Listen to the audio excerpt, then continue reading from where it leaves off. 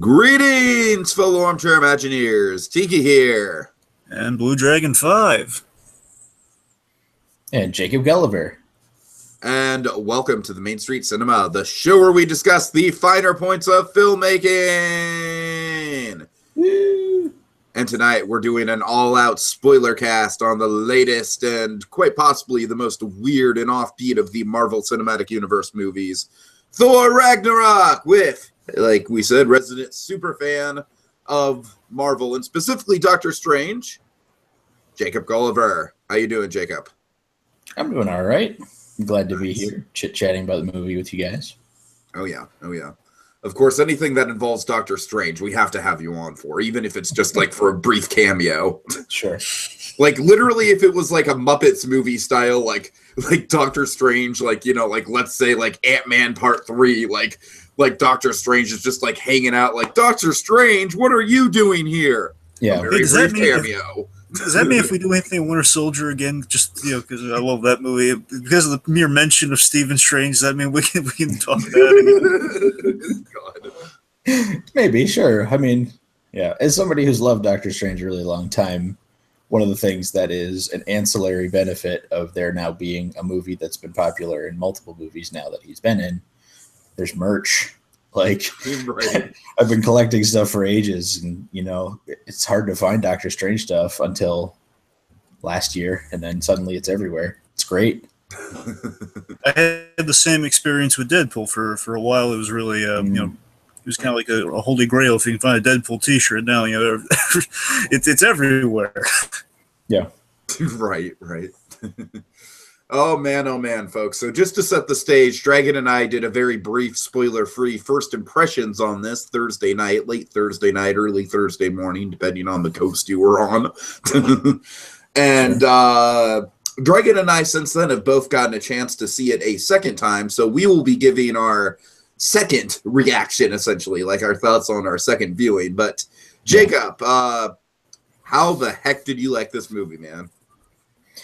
I think it was good. You know, there's a lot of things in this that feel very fresh and new and unique for the Thor franchise, and that's appealing to me. There's a lot of great humor to break up the action. The action feels very like, you know, 70s and 80s fantasy epic, you know, in the way that, like, you know, Conan or like Lady Hawk, Red Sonja, those kind of movies have that kind of, you know, overarching plot. They don't explain a whole lot of like what's going on, but you don't care because it's part of like the whole mythic tale aspect. And I think they set some, you know, very lasting stakes for Thor overall. So I think that's good. As a, you know, just way to sum it up, I guess I would say I'd give it a solid, you know, B+. All right. So, yeah, I saw this movie last night. I caught a late night 10 p.m. screening, packed house. And I got to say, walking out of it the first time, I really, really liked it. There were a couple elements of it that were questionable for me. And sure. I got to say, it'll be something interesting to break down. But to me, this is definitely one of my favorite MCU movies because of all the... Jacob, like you said, just how bold it is with its vision. I mean, we literally start the movie like I love how 80s and how, like, you know, like heavy metal album cover the cut to the title screen is with like Thor, you know, like about to be eaten by the giant dragon, and then it just cuts to the title like with the glorious synth music. It's just like, you know, like this film. I feel like this film kind of lives out the promise of what a full-blown, like, Edgar Wright-directed Ant-Man would be. Because the director, Taika Waititi, I hope I'm saying that right, I'm probably not.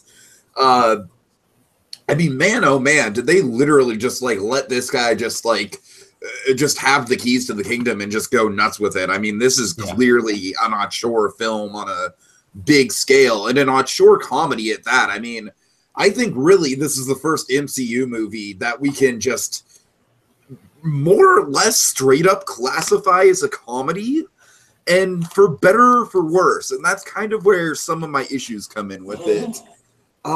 As much as I love this movie, it's funny, Gulliver, because you've never been the biggest fan of Guardians of the Galaxy, whereas those are like definitively my favorite MCU movies. Like we've always kind of had that difference of opinion.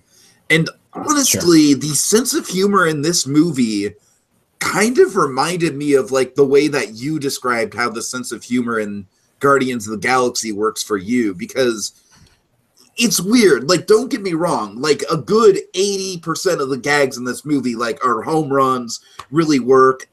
Absolutely everything with the Hulk is spot on. There's not one moment with the Hulk. There's not one moment with Goldblum that's wasted. Everything's spot on with that. There's definitely some sitcom moments that I'm really not a fan of in this. Yep. Yeah, I'd agree with that.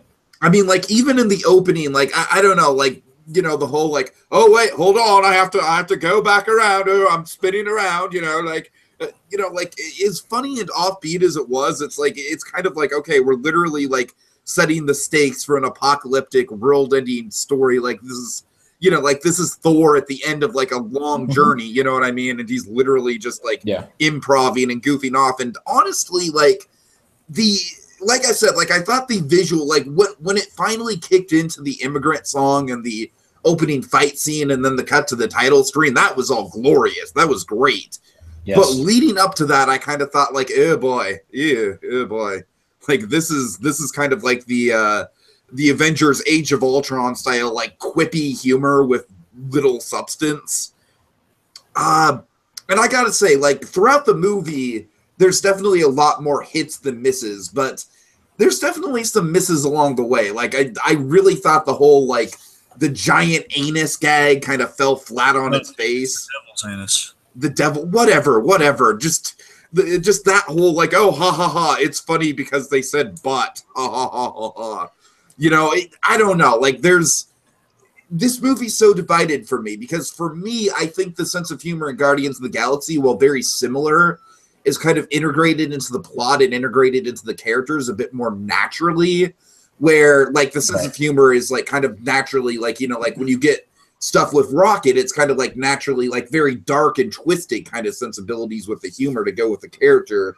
Whereas I feel like this version of Thor, as good as the rest of the movie around him is, and as entertaining as this version of Thor is, and Chris Hemsworth obviously got to show off his improv chops in this, oh man, I mean, this is like, it's almost like a 180 departure from the last time we saw him. I mean, this guy is like he's barely even recognizable from the first movie for me. And I don't know, maybe that's a good thing, but like, something to say, I love this movie. I really do. I just have such mixed opinions about it because some of the comedy that's in there just does not work for me, but most of it is like a home run. And like I said, there's elements of this movie, specifically the Hulk. I mean, the Hulk storyline in this movie might be like my favorite character arc in any Marvel movie so far. Just not that it's the most deep or complex. It's just like every minute he's on screen just works so well for me as either Hulk or Banner. But like I said, it's the Thor stuff mostly, like kind of like him kind of becoming like the it's like it's clear that Chris Hemsworth has kind of like the very quippy comedic sensibilities, and I'd like to see him in like kind of like a, you know, like a James Franco Seth Rogen movie or something like that. You know what I mean? But I don't know, like especially with the end of the world nature of this, like I understand what the director was going for. I understand that this is the first straight up comedy, but you got to admit the whole like parallel between like the Space Moses and the straight up like sitcom humor that you can almost time a laugh track to. There's a bit of a disconnect. I feel like I'm in a therapy session with this. Dragon, I'm sorry, I'm dragging on. Dragon, go ahead. What's your overall opinion on this? All right. Well, my expectations. I just wanted to go back to my expectations. Is the release of ever since the release of this movie, just like knowing this movie was coming. I mean, I remember just knowing the scale of Ragnarok. I mean, I don't know all the ins and outs, but I've always remembered in Thor and stuff I had seen with Thor, Ragnarok has always been talked up as, okay, this is the big end of the world story. So the minute that the title was announced, it was like, oh my God, it's Ragnarok, and we had that cool, a lot of cool elements. One of the cool elements of Thor: The Dark World. I mean, that movie had a lot going for it. Basically, sans the villain, that film was really good, but that lack of villain really hurts that movie. But regardless, Thor 2 had a lot of good elements, and one of the great ones, one of those great elements was the ending where you reveal that, oh my God, Loki is Odin. So basically, knowing that, okay, Loki has replaced Odin, and the end of the world is coming. That's a marriage made in heaven. So I was psyched for the movie just with that, and basically as more details became available, just past that. So I was already sold on 3 before any of the other stuff was announced. Then we announced that there's news of Hela, and again, I know Hela from the Hulk versus Thor animated thing, and just some of the Earth's Mightiest Heroes animated stuff, which I had gone into and kind of learned a little bit about Hela. She's daughter of Loki. She's got a lot of cool backstory, and just imagery alone. Just look at Hela. I mean, she's being played by Kate Blanchett. That's casting made in heaven. So again, it's getting better and better as all these details are coming out. Can I just say really quick about Kate Blanchett? Really quick. Sorry to interrupt. Yeah, Kate Blanchett in this movie played Rita Repulsa better than any other version of Rita Repulsa. You're just saying that because of the hat. Oh, that's funny. No, I'm not. Like, genuinely, like, she is the best Rita Repulsa we've ever seen on screen. Anyways, I'm sorry. Go ahead, Dragon. I'm making a profound point here, and I'm going to Rita Repulsa. I know, I'm sorry. I'm so sorry.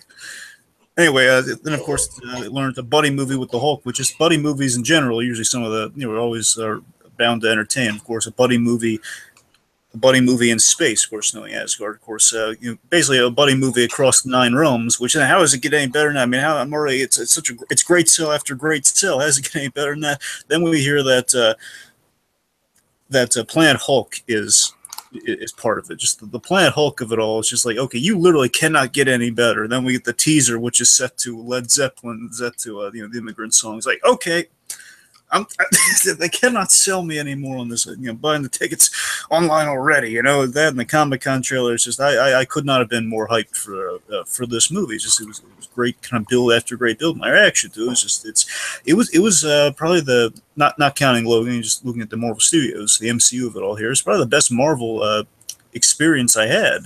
Out of the 3 movies, all good in distinct ways, and I kind of alluded to this before. And just rewatching it still holds up this way. I still had such a great experience watching the movie. It kind of, in a weird way, it kind of goes by fast, even though I know it's a long movie, but it just feels like you kind of know it going into the second time, as it's very common, but it just felt like, okay, it's like these acts just break down these distinctly really fun chunks of story, and it doesn't drag on. It's just a good time throughout.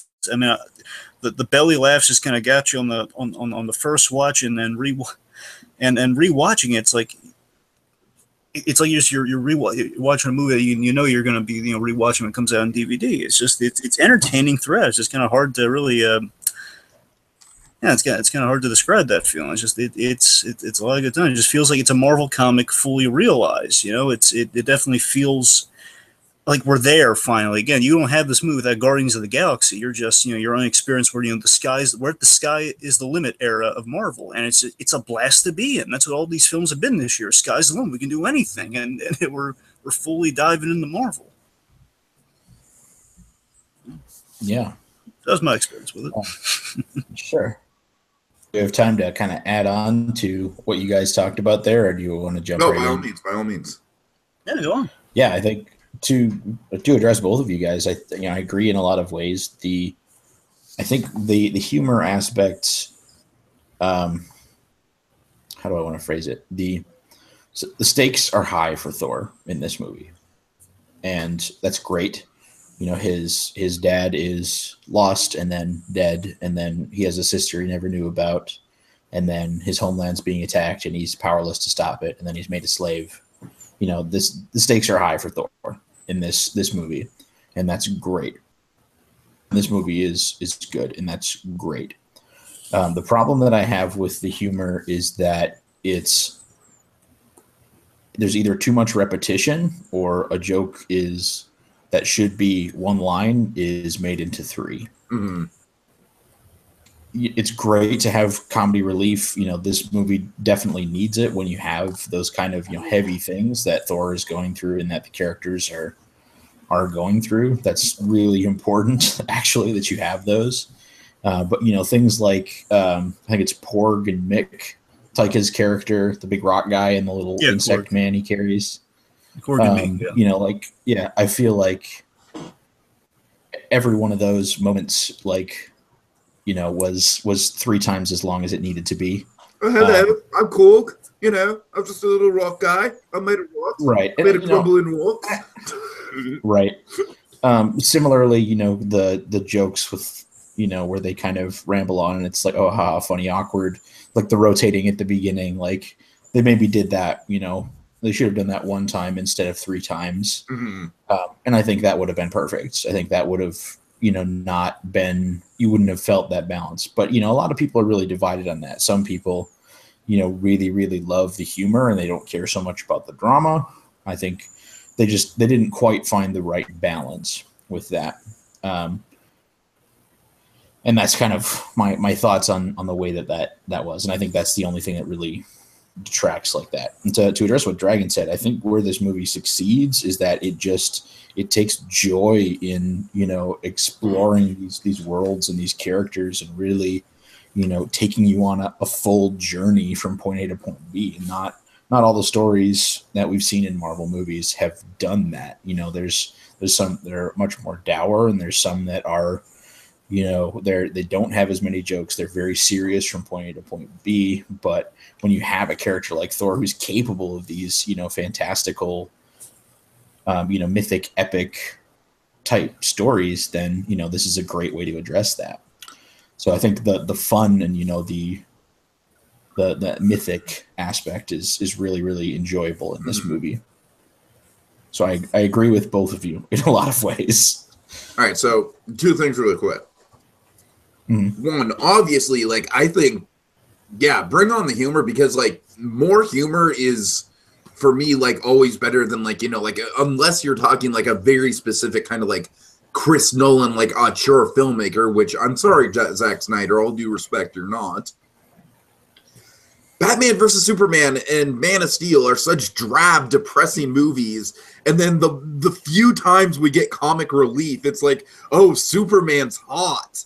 You know, it's like, I don't know. I'm sorry. I don't want to go off on a whole tangent. You really hold a grudge against that joke. I just want to point I really do. I really do, because it was like the one joke in the whole movie, and it just fell so flat. So you really hit don't get me wrong. Like, I prefer like 90% of the jokes being home runs and 10% of the jokes being groaners to like the one joke in the whole movie being a total groaner. So yeah, I mean, yeah, I absolutely understand what you're saying, Gulliver. Like, humor is definitely very important, but I also agree, you know, like, I think we're on the same page that as good as the humor in this was, the mix between like the end of the road cataclysmic nature of the storyline and just like the goofy, you could literally time a laugh track to it sensibilities of the improv timing, it didn't quite mesh, but it was still an interesting experiment, I think.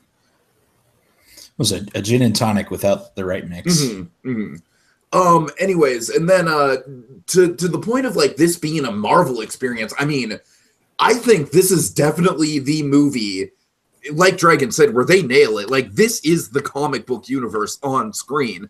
This is literally like, we start in the middle of a cliffhanger. You know what I mean? Like, we start like, and that's honestly kind of why I wish they would have toned down the whole like, oh, I'm sorry, wait for me to come back around.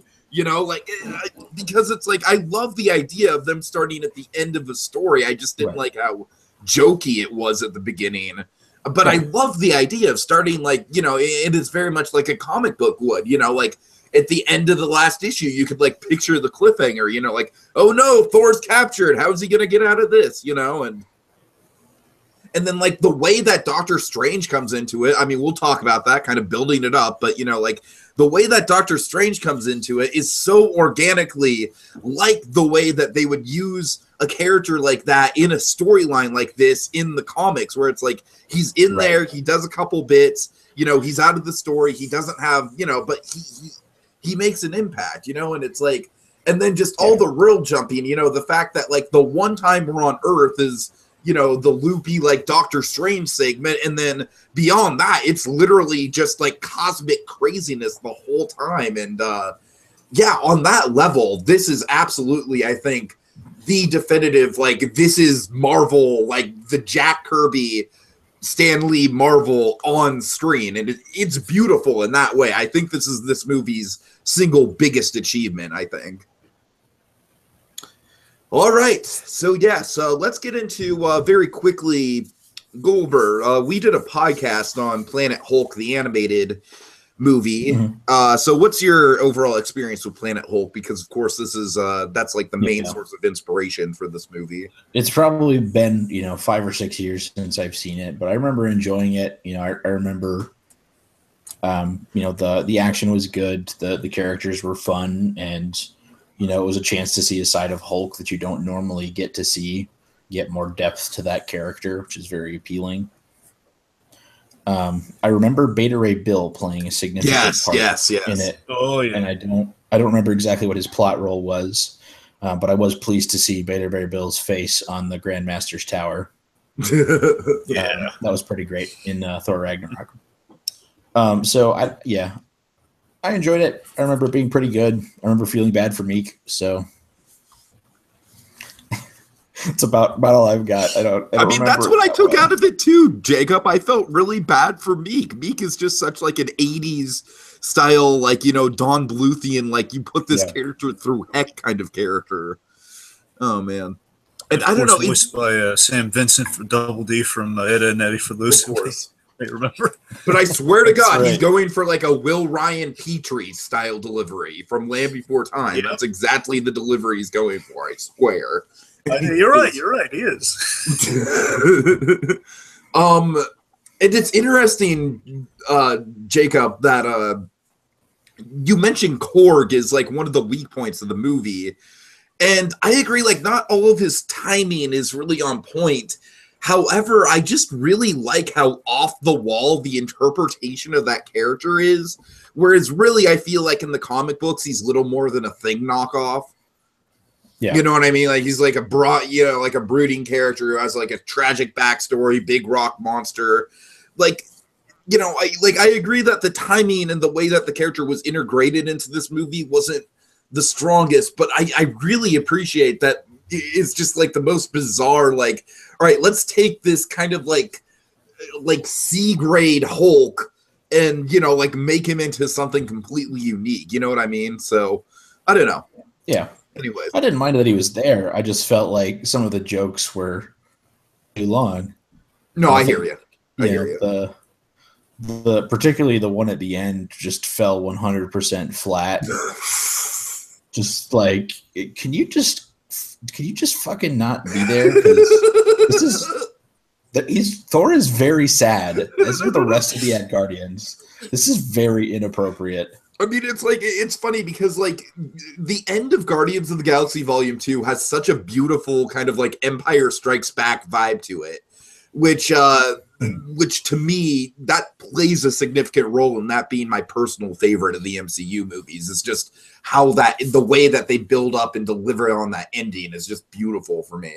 And this, it almost feels like literally like a Zucker Brothers like parody of that. You know what I mean? Yeah. I wouldn't. Come on, let's not go that far. No, I'm serious. I'm serious. It's literally like a disaster movie knockoff of the ending of Guardians. It's literally like, oh wait, there's the foundations. Oh, sorry, never mind.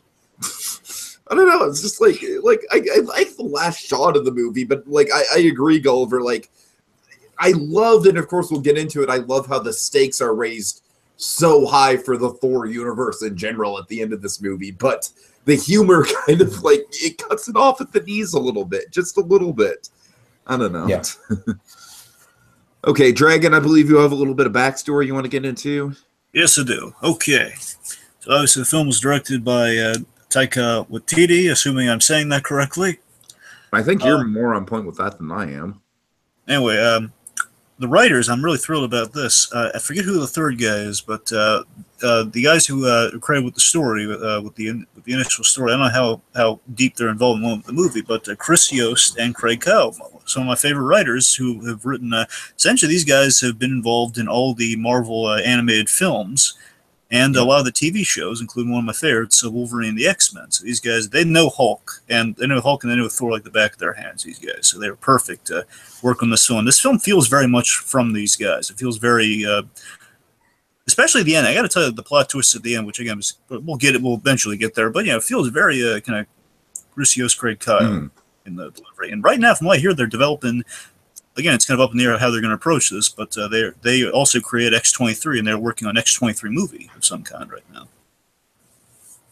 So that's this is the wrong tone for an X-23 movie, but that's a conversation for another day.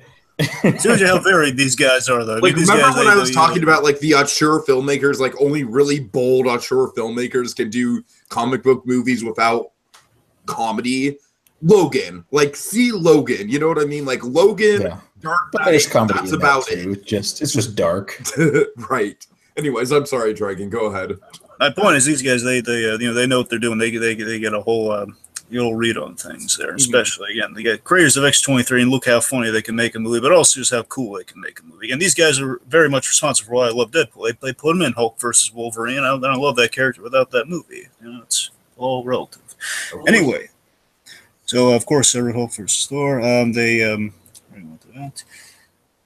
So apparently, this one it's kind of come to light. The reason the director of Thor: The Dark World didn't come back, he kind of revealed, and this might kind of cast some shade on on the Marvel Studios system here, is that apparently Marvel directors, not everyone, because from what I understand, the Russo brothers have been treated really nicely, and of course they're definitely recurring directors, but I think especially with Joss Whedon, reportedly, the directors have said, there's a lot of freedom in filming and in the creation process, and like, oh no, in shooting, everything up to the shooting, like all that goes wonderfully, but apparently the post-production process, the editing, basically all the things get cut out are like the mandated, like few things are the mandated reshoots, or like we have to add scenes, like famously, Thor going in the knowledge bath and the Age of Ultron.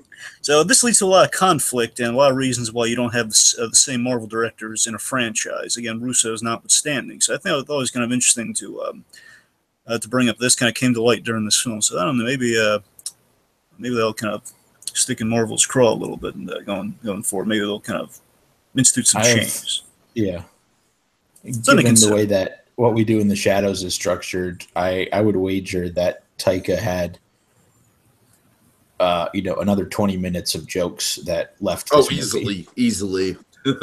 So I think we're still seeing his humor, but if they wanted to trim it down, if they wanted to keep it tighter and closer to a story, I don't think he even cared about something like that. I have heard what you're hearing before. It is really funny how he got the job. I'm not sure if you guys know this or not. What he did was he crafted a reel. Basically, Marvel, they contacted, put the call out to the directors, and they kind of gave us some story points, some story details. And what he did is he crafted like a reel, kind of like a demo reel of nothing that really directly, I don't know how much of it directly related to the movie. Basically, give like a tonal taste of what this director would do with the movie. And what his was, he took a reel of Chinatown and mainly Chinatown footage, and he set it to the Immigrant Song, of course. Very interesting marketing and within the movie, so that got him the job. That reel is one of the reasons he. Man, he must really be a Led Zeppelin fan. Must be. That is my favorite of their songs. The Marvel Studios thought they best represented kind of the vibe they wanted to go, the different direction they wanted to go in with Thor. The third Thor movie, and I guess it's just kind of all gelled together there. Now, of course, this is funny. Again, it shows you, this is why I'm bringing up some of the director stuff here, because this shows you that Marvel is learning as we go forward here, folks. And I think it's interesting is that Marvel's always been afraid of Planet Hulk. Of course, it's an ambitious story, first and foremost, but also getting the rights to do like a solo Hulk film. And Planet Hulk's always been kind of floating around there, and their fear of Planet Hulk is very evident in again, another kind of alteration to Age of Ultron, where originally Hulk in the Quinjet was supposed to circle space. You were supposed to see it go into space, and therefore kind of imply, hey, Planet Hulk on the horizon, maybe. They trimmed it back to, it's just kind of flying off. They kept it ambiguous, saying, well, we're really... I still remember seeing Ultron and being like, oh, totally Planet Hulk. Yep, Planet Hulk. Yeah, and again, they tried scaling it back because but then here's the thing. Ultimately, they realized that it's too perfect an opportunity. I mean, he's near space, and he's gonna go missing. Exactly. I feel like once Guardians became like the mega franchise that it is, like Guardians is like arguably the biggest franchise that Marvel has. Weirdly enough, considering it's the most obscure of the characters, but like once the cosmic Marvel universe became a thing. I feel like Planet Hulk was almost an inevitability. Yeah, so it's kind of neat that again they kind of look to themselves. We're being silly. What were we thinking? Why couldn't we just show them going into space? Because it fits too perfectly. You're in a buddy movie. How else? Basically, well, if we put Thor on Planet Hulk, kind of fitting into the Beta Ray Bill / Silver Surfer mold from that story. Why can't we do that? It'd be brilliant. So eventually they realize that they bring the Planet Hulk elements to the surface. Obviously, not doing a beat by beat adaptation because again, Planet Hulk's a very involved story that some people as much as Tiki and I and many others enjoyed the Planet Hulk animated film. There's some people who just really love the book dearly because the book's like a grand epic. It's a really long. It's a long. Good let's just say like adapting the book would be like Logan being a beat by beat adaptation of Old Man Logan. You know what I mean? It's like it can't be done really. Exactly. So we did get a lot of nods to the Planet Hulk in this though, which is cool. There was a big effort to go in a different direction with the third film and to go big. There were a lot of considerations in addition to, of course, Hello and Valkyrie were definitely characters in the running. And of course, we saw they actually made the final cut. Beta Ray Bill was actually considered for the film, as well as Boulder. Boulder's character I don't really know a lot about, but Beta Ray Bill was considered. And of course, we went over some visual homages we have to the horse-looking guy himself. Mm-hmm. Basically, no one. This is funny. No one will admit it because everyone's just kind of in denial over this. No one's going to admit it, but the reason Jane Foster is in the movie is basically they ran out of Jane Foster ideas. That's the reason no one's going to admit. That's why they have it all broken up. She was like the single biggest problem with Dark World. The single biggest issue, hands down. Yes, Gulliver? So what I had heard was that, and this was a few years ago now when I was reading blogs and whatnot, but what I heard is that she was very upset when Patty Jenkins was fired from that directing job, and after that she refused to sign another contract. Really? That I didn't know. She was still locked into doing the second Thor movie because she'd already signed that contract, but after that she didn't want to sign another one because she was mad about Patty Jenkins getting fired. No, Patty Jenkins got the last laugh on that one. That is true. Yeah. Sorry, remind me what movie Patty Jenkins was up for? She was up for Dark World. Yeah, Dark World. Yeah, Thor the Dark World. Okay, yeah. Okay. I remember this. I remember seeing she was credited as, and then there was like a change of heart at some point in the production process. I forget who the ultimate Alan something was. Alan. No, Marvel fired her. Oh, they fired her off. Oh man, that's even worse. I believe so. Yeah. Yeah, she was attached at one point, and then they said no.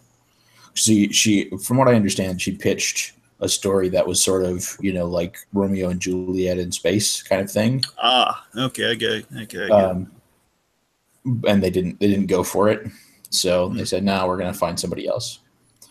So I don't know what the script would have been like. I don't know what it was, but the information that I remember reading about was that it was sort of Shakespearean, which is fine for Thor. Yeah. But I think they wanted something different from what she was pitching. Yeah. And that's fine. It sucks for Patty because I'm sure she would have done a good job. But yeah, again, she got the last laugh. You're totally right. It also seems as Jane Foster at some point, unless you're going to do the whole thing in the comics where she becomes the new Thor, there's not really much room for Jane Foster. No. Exactly. I mean, you have to make a major commitment. Of course, Natalie Portman, contracting her for a while. It's an involved, it's an involved thing. And if basically kind of run out of ideas with her on, you have to put her on the sidelines and make her an integral part. Unless you're going to do Romeo and Juliet kind of storyline with her, then she's just going to be on the sidelines. So it's of course the reasons behind the scenes as well as I would figure, just kind of hit a roadblock with her as well. So it's literally like a one-liner for Jane Foster. Oh yeah, she broke up with Thor. That is the simple solution when you really think. It was a mutual dumping. Yeah. That's kind of I like the idea that it was effective exposition, but it was still kind of like you could time a laugh track to that. Yeah, I like the idea that she got together with Chris O'Dowd's character in Thor 2. Yeah, that guy. Remember? He's so great. The Seabass guy. Yeah. Of course, the other woman in Thor's life, who I really like, and she has a TV show. Unfortunately, that TV show, Jamie Alexander plays Lady Sif. I really like that character, and she's also been on Agents of S.H.I.E.L.D. a couple times. Sif has been around. And unfortunately, she wanted to be in the movie. The problem was, she was shooting Blind Spot at the same time, and she had to go on a plane. It's not like the local. It's kind of funny that if she would have been in this movie, they probably would have killed her character off, given the circumstances. Then again, Sif, from what I recall, Sif is more powerful than the Warriors 3 in many capacities. So I think she might have had a fighting chance. She might have just been with Heimdall, possibly. But you're right. Yeah. They could have killed her off, though. I don't know. Again, it's up in the air. Of course, speaking of speaking of locations, there was a major change in location. I remember seeing the concept art for this, the big hammer break scene from the trailer. Of course, you'll notice in that awesome teaser trailer with the Led Zeppelin music, it is in an alleyway in New York, and it looks great. And it was kind of a cool set piece. It's the search for Odin, being kind of local New York is just inherently a cool idea. I remember like all the really neat kind of fire escapes and everything, like kind of transforming. It was like, oh boy, it's gonna be really, really cool. Again, kind of feels. I don't know how involved Doctor Strange might have been in some of that concept, or again, just changes there. But the point is, it was going to be in New York, and they kind of had a. I don't know how 11th Hour Decision was. Of course, they changed it to Norway, just feeling it was going to fit a lot better, kind of tonally what they're going for. And just felt to be kind of quieter, become more graceful. And it's kind of. There's just kind of something to note in the marketing, of course, that did show in the final film. Big change there. Mark Mothersbaugh, he did the score for the film. Yes. Of course, which complemented the big kind of road movie meets the 80s sci-fi Flash Gordon-y vibe. It definitely feels fits that. Waititi's directing style allowed for a lot of improvisation. There was a lot of improvisation, not only with his role as Korg, because Waititi did voice Korg, which is funny. Mm-hmm. Didn't you also do motion capture for him? Yes, from my understanding, yes, he did. And of course, Chris Hemsworth, he really liked it. Basically, the film was a lot of improvisation. They didn't make it, and you'll notice some extra gags are in the trailer, as it tends to do with movies. You got some extra stuff in the trailer that'll either make the cutting room floor or will be on the DVD on the deleted scenes. The last thing I got to note here, and this kind of wild me. This is like a recent thing I read on Vanity Fair, so I don't know how reliable it is, but I was reading an article in Vanity Fair. I don't know if you've heard about this, Gulliver, but apparently, and this is trippy, Chris Hemsworth is reported of saying that he had the idea to kind of cut the hair and lose the hammer, and Waititi agreed with this direction, and the reason for this thought, which of course just fits this film like a glove. It's like, of course you do that. I mean, yeah, we're going a different direction with Thor. It's kind of neat. It's kind of uncharted territory. Kevin Smith, basically despite Kevin Smith in a way, not in the negative. I don't mean in a negative way. Basically saying, looking at Kevin Smith as kind of, again, kind of the emissary of comic book films in a large respect these days.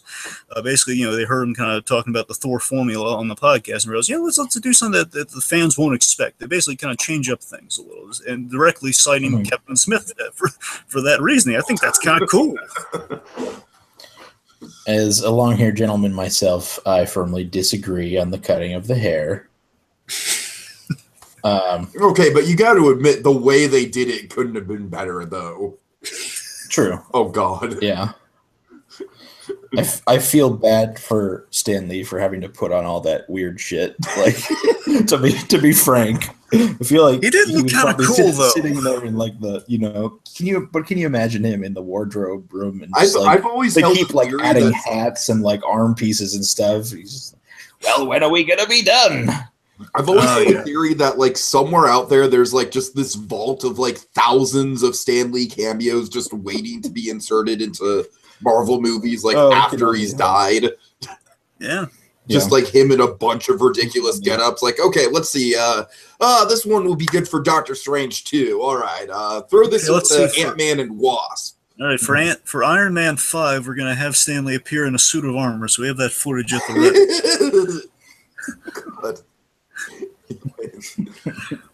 Okay, so aside from that little Kevin Smith little shout out there, I guess that's all the backstory I got. So, all right, so let's get into Act 1. We already kind of broke down the cold open quite sufficiently. Yeah, Dragon, anything you want to say about it? Well, yeah, because I had a big defense for the thing you guys keep writing. By all means.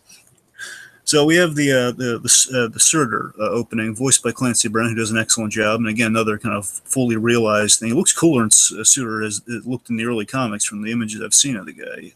I'm sure there have been other artists later on just kind of reinterpreted, made him look cooler. But I mean, he looks awesome. And initially, I thought this was going to be like Hela's Realm, and the idea this guy ran it before she did. But either or, his points, Surtur is really cool and kind of like that great kind of ominous voice. And I agree full-heartedly with the whole, like, we're in the midst of an adventure. It has like a great straight off the page feel. And for me, at the very beginning, I like that we kind of captured Nolan. I really liked in the trailer where Thor's just kind of telling us, the audience, like, I know what you're thinking. And we reveal that, he's basically, he's kind of talking to himself in this seemingly hopeless situation with a skeleton. But more specifically, what I love about it is I love the fun exposition of Thor just kind of listing off, like, oh yeah, I fought a bunch of robots, and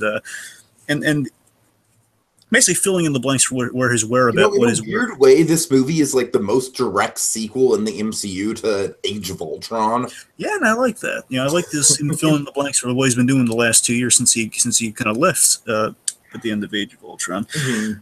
And the thing here's my defense for the whole the tourney gag, which one, I like the tourney gag in itself, but the reason I think it's kind of clever is that it's kind of James Bond meets kind of heavy metal, that whole sequence, because Thor, as he said, while he was kind of basically he's looking for the Infinity Gems and everything, but while he's spinning, you notice Thor's holding all the cards. He knows he can escape that thing at any time, and he's messing with them. And again, the James Bond quality of that is that he kind of mentions.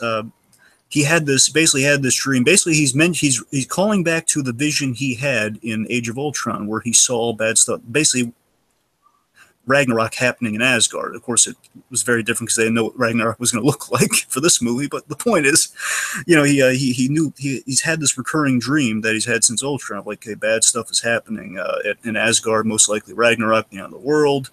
And he's been going to the Nine Realms, all the chaos that's been erupting in the Nine Realms, investigating this, and that's why he has been trapped, most likely willingly trapped by Surtur to get this information. That's why he's listening to him Babylon. That's why he's like showing that he has all the cards and that sort of stuff. So that's I kind of like the clever element of the gag. So while it is like, okay, well, he's just kind of getting under his skin, so he's kind of doing that intentionally. Like, I thought it was really fun. It definitely does a good job of reestablishing who Thor is. Kind of remind you of his character. He's definitely somebody that doesn't fear death. The only things that really scare him are, dishonor or, a fracture in the family that he has. And he's cocky and he's wise, but he's not clever. Yeah. So I think, that opening sequence where, Surtur's making all these threats to his being, and he's just, he's like, okay, yeah, whatever. And, continues on because he doesn't fear death. He doesn't fear that there is an enemy out there powerful enough to really hurt him. And that sets up the rest of the film in a really good way.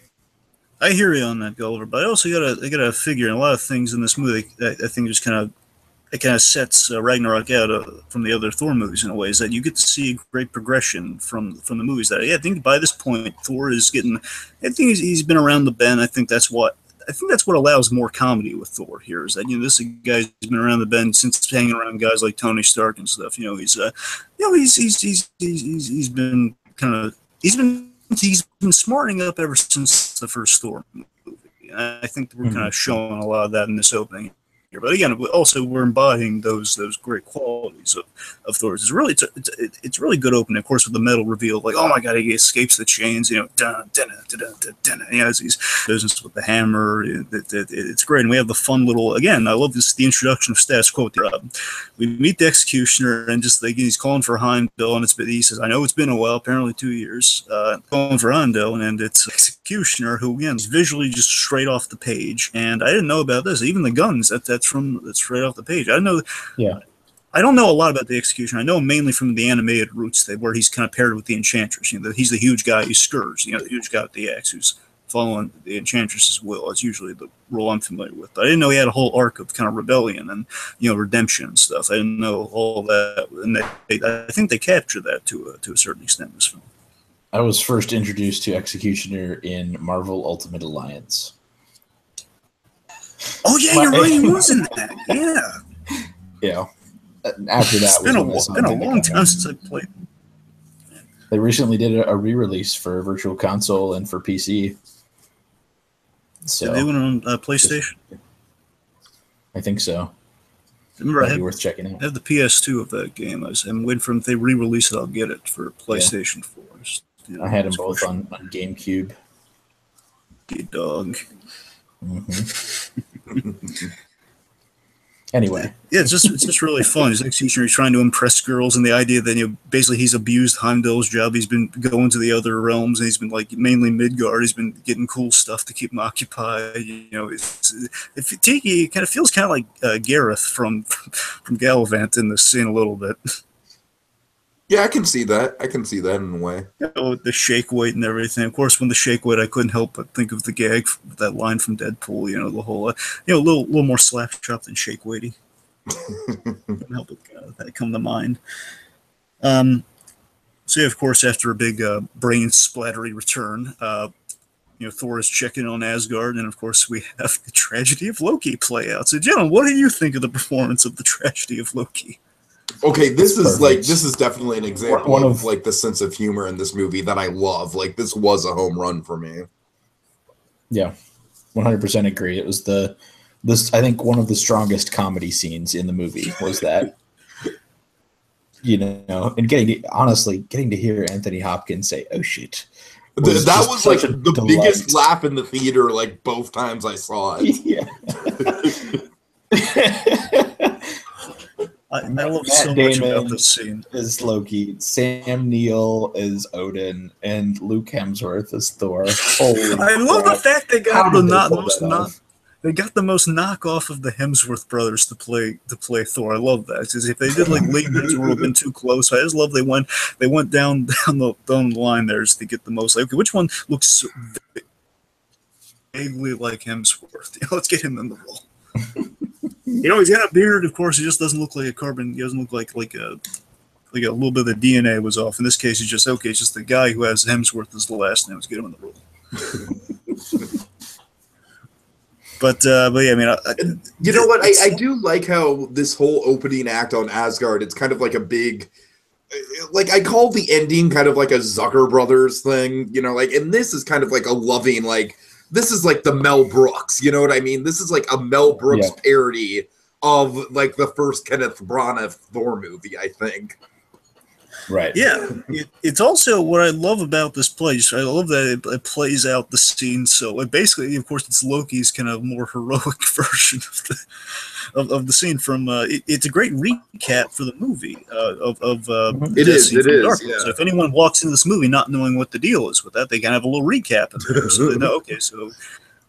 Or they remember Loki's death, and they kind of fill in the blanks. I just love how over the top it is, and the choir. The funny thing, that choir it's the exact same note they used in the movie, Yeah. And you get to see it done. I'm sure Jimmy Kimmel's gonna. I feel like in a weird way, that's also like kind of poking fun of the hokiness of the Dark World as a whole. Yeah, but that was a good scene from that movie. Oh yeah. Yeah. I gotta imagine Jimmy Kimmel's gonna love that. Love making a meal out of that scene. Of course, his famous comedy rivalry with Matt Damon, they're enemies on TV, and they play it up like he'll never have him as a guest on the show, so he's constantly making fun of Matt Damon. I'm sure they're gonna have a blast with the fact that he played Loki technically.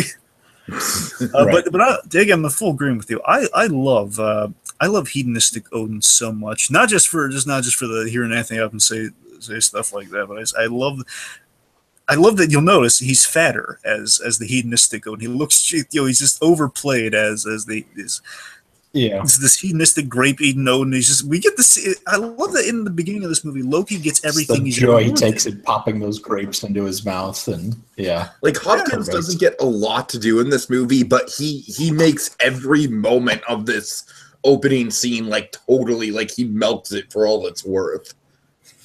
Exactly, and I love this, like the insecurity. Again, you can see it's such a great performance that he captures Hiddleston so well, and that you can see this is a Loki who's gotten everything he's wanted, just sitting on his little mini throne, and he's just watching people basically bow down to him, and literally putting plays in his honor, like the My Little Blue Child, Loki, the Frost Giant. You know, he's watching all that unfold, and big statues built to himself. Meanwhile, the Nine Realms are utter chaos because Ragnarok's upon them, and he doesn't even know. And it's just it's great. Just the coward stuff. Oh, so when you leave, he just wants Thor to leave because Thor hasn't shown up in 2 years. He's been riding high. He just does not want anything. He does not want anything to compromise a little Shangri-La here. And I love that Thor knows almost the instant he arrives as he's tossing the hammer. No, I thought I'd remain here. He knows his brother so well, and I love. Again, this is what I'm saying. Thor's smart enough at this point. He's realized he can see through Loki's illusions, where he can see. Okay, obviously this is. I'd have to be an idiot not to see this as Loki. And it's the whole hammer gambit. The whole the hammer always returns to me, brother. It's coming back in Mach speed, and we referenced the frog. Oh God. Yeah, when Thor got turned into a frog, and of course, like a little frog Thor, that bizarre. I think it's a separate character, like a pet of Thor. I don't know, it's weird. The point is, we have all sorts of frog Thor reference in this. Mm-hmm. Yeah, it's kind of cool. All right, so then, oh man, we get to the Sorcerer Supreme himself. Yay! I was the instant that the sling ring portal appeared under Loki. In the theater, I was literally just doing this in my chair. I was so excited. Premiere moment is there's one important detail this one thing I love about this movie that gets us to that great scene. Sure. I love the editing and the timing. The minute Loki's revealed, the minute everyone knows it's Loki, we have this great reveal. Okay, now Thor almost like grabbed him by the ear to do this, and you used to get that sense of it. We have this great editing of okay. Now, and of course, we cut to okay, Bifrost, and then the two of them sit the Shady Acres, the demolished Shady Acres punchline of it all. Yeah, that to me, that's perfect timing. That's humor. I was getting such a kick out of the fact that when we're on Earth again, it's like we're using Earth so minimally but so well, and that Thor's as casual as it would happen. He's recognized, like girls are taking selfies with Thor, Loki. This feels like such a okay, if you had superheroes in this world, and one of them also Loki, of course, he's just going to be on the side like, oh, my famous brother. That's what it's going to boil down to. It's not the fact that he's a superhero, it's the fact he's a super celebrity. I love how it's literally like, it's not the fact that he literally tried to enslave humanity, it's just that he's the uncool brother. Yes, exactly. And here's the thing, I don't know if you guys, geeked out about as much as I did, but knowing the whole Donald Blake kind of Thor thing, I'm so glad that, and because the hammer's not going to be around for this movie, I love that we got to do it while we had the hammer. We got to do the thing where the hammer is usually it's a walking stick. In this case, the hammer can in disguise. Yes, it's an umbrella. I love that. Finally, I wasn't necessarily geeking out about it, but I mean, I like because I didn't really know what it was referencing, but I did like it as a device. Yeah, it's like the fact that the hammer has an alter ego. That's hilarious. And of course, I gotta laugh because, of course, the big, memorable, like meme-worthy standout moment of Guardians Volume 2. I'm Mary Poppins, y'all. The next MCU movie. Spider-Man: Homecoming happened, but yeah. Well, the point is, again, right now, even before we get to Hulk, this first act is firing all cylinders, and before we get Hulk, we get another Marvel character, as we were continuing on about. The great and powerful Doctor Strange. Yes. Gulliver, why don't you just take the lead on this? What do you think? I think it was handled almost perfectly. Very, very, very straightforward. Very, very, strange. Just, there's a problem, and I need your help to fix it. So how do we make that happen? Okay, so I do this thing, and we do this thing. Great, we do this thing. Cool, and then you can go back and do whatever you need to do, and this problem won't be a problem anymore. Great. It's just very methodical, but there's still that kind of flair of the joy of having mystic abilities and being the crafty one in the room always is very, very I like how we see such a natural progression in his powers from the first movie, and it shows that off in 5 minutes. You know what I mean? Yeah. You got to remember, time has passed, and you can see. I'm sorry, go on. I was just gonna say that the only complaint that I've got is I feel like there's maybe one too many little teleports.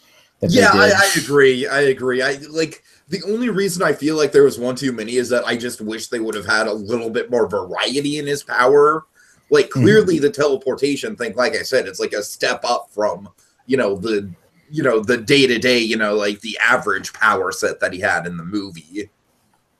Right. Like I'm saying, where with the movie, like he'd really have to like focus to do stuff, and whereas this, it feels like it's second nature to him. You know what I mean? And so I guess the teleportation is kind of like a good way visually to show that he's becoming more adept at the sorcery. But I agree, it was like I wish we would have seen at least one more variety on it. I don't know. I just feel like they could have cut out one of the teleportations, and it would have been the same scene. Yeah, I mean, Thor's spilling his meat all over the place, spilling the beer all over the place, but then again, cleaning up with magic. I really wish that we didn't get the beer gag spoiled. Like, I really feel remind me, when did we see that? It was like what, like the end of the post credits for Doctor Strange, right? Yeah. Correct. Yes. I don't know, like that to me, that kind of bothers me. Like, I really, that's a trend in Marvel movies that I wish would stop happening. Is them literally just like copy and pasting scenes from other movies into the end. Like, it literally feels like, because like there's so precious few moments of Doctor Strange in this movie that to kind of like spoil like one of the big major gags with him and Thor, like the whole like the the never-ending beer mug, you know what I mean? It's like, I don't know, I kind of feel like in the theater I was like, oh, I wish I didn't see that like a year ago, you know what I mean? I don't know. Yeah, I can empathize with that. I understand what you're getting at, and there's like I said, joke was definitely less. Like, it's only because we know that Strange isn't going to be like a big major player in the movie. We know that this scene is like the one thing we're going to get of Strange. So it's like the fact that there's a significant chunk of this scene that we've already seen. It's why I don't ever watch clips. You know what I mean? Like I don't know. It's like I feel like. This is getting off on a whole other tangent of like like movie marketing in general, but like I feel like just like clips work so much better in the context of the actual movie. That like, remember when the Amazing Spider-Man 2 came out and there were literally gags about like you could like there was like a half hour's worth of footage between all the clips and trailers. Yeah. I don't know. Anyways. Okay. Anything else to say about Strange? Not particularly. Just the sense of humor was. I mean, like I said, the timing of the Loki of it all was perfect. Yes, definitely. And it makes me excited for like the inevitable Loki versus Doctor Strange fight in Infinity War, which I can't. Oh man. Oh, that's going to be great. We can only hope. Anyways. And of course, we set up that Doctor Strange does not trust or like Loki. And the idea now, here's the main thing I want to hit on with Doctor Strange. I love that we see that time has passed since the end of Doctor Strange. One, the simple thing I really like, there's the gloves finally. Yes, the gloves. Yes. Yay. And I like that he has the gloves. No, the black dots on the bottom, though. What? Well, I mean, he'll get there. He'll get there. You know what I like about the so every movie they add one piece of classic Strange costume. Eventually, he'll have the little points on the collar too. Exactly, they're getting there, man. They're getting there. The gloves kind of like reinforces the symbolism of hands in the first movie, which was honestly like I think one of the strongest points of the first movie is just like how much the symbolism of hands worked its way into the fabric of that film. If I could read into it for a moment, the gloves symbolize kind of the masterful surgeon of sorcery he is now. Right. But yeah, aside from just the cool gloves, more specifically, what I like the fact that time passed. Not only does he have the gloves, but also he's wearing the Eye of Agamotto, symbolizing that now he's officially Sorcerer Supreme, not just on the path to becoming Sorcerer Supreme. He is. Of course, we see how good he is. He's doing that really cool spell with Thor's hair, and I love that he makes the Asgardian symbol on the hammer, like with the hair. He's doing all sorts of cool stuff like that. And we set up that he now runs the the Earth has wizards now. With that line, we show that he's kind of the guardian. He kind of guards the Earth from magical threats. Of course, Loki being at the top of that terror watch list in a way. It's like, okay, big magical guy we gotta be on the lookout for. And I love that he doesn't give Loki an inch, and that he's makes sure Loki has been falling for 30 minutes, and it's, of course when Loki's it's almost like snap of his fingers, more like a sling ring with his fingers, I guess more accurately. He just, I've been falling for 30 minutes as he falls straight to the ground, and Doctor Strange is not afraid of Loki one iota at this point. That's great.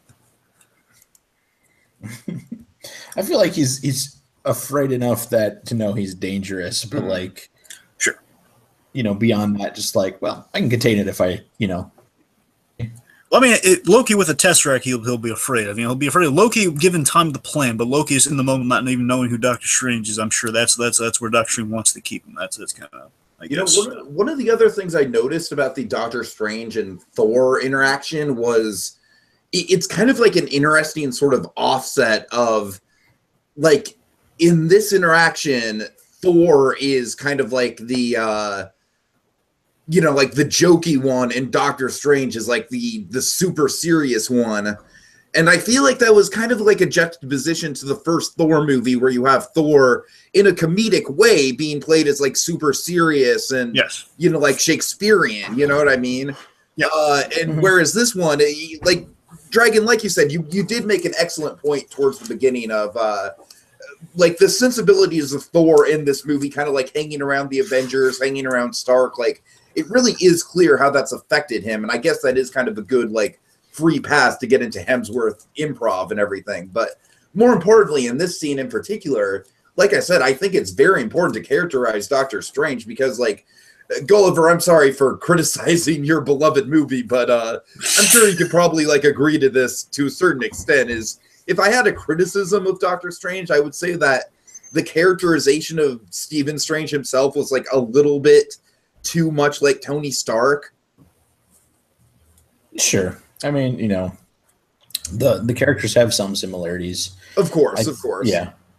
And of course, and they have excellent taste in facial everything. I'm just saying, like, I feel like this portrayal of Doctor Strange, like, from how far he's come since the origin movie, it's like, okay, like, I feel like the jokey kind of, like, quippy, like, oh, I'm gonna name this song and everything, like, that'll still probably be, like, in the background of his character, but I feel like he's way more self-focused and self-serious in a way that Thor was kind of like starting out. You know what I mean? Like, he's kind of like reached this point of like where he's sort of like self-important and Shakespearean in a way where the original Kenneth Branagh interpretation of Thor was. I don't know. Something just occurred to me that I think is awesome. I don't know if Gulliver this the same thought or not, but oh god, it's Star-Lord and Doctor Strange are going to get along so well in Infinity War.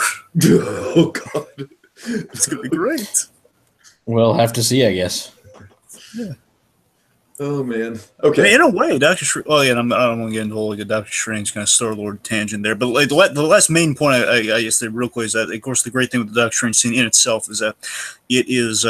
It's the great sense of crossover we have that has just been permeated the Marvel comics ever since something like Spider-Man, where you can just you can literally go down the block and you'll be in another Marvel comic. Essentially, it's Spider-Man knows the Fantastic Four, that sort of stuff. Where okay, you got a mystical problem, Doctor Strange, you got Bleecker Street.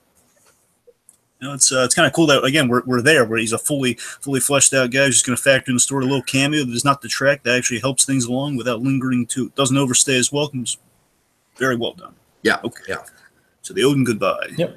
All right. Yeah. I mean, I don't have a ton to say about this. I feel like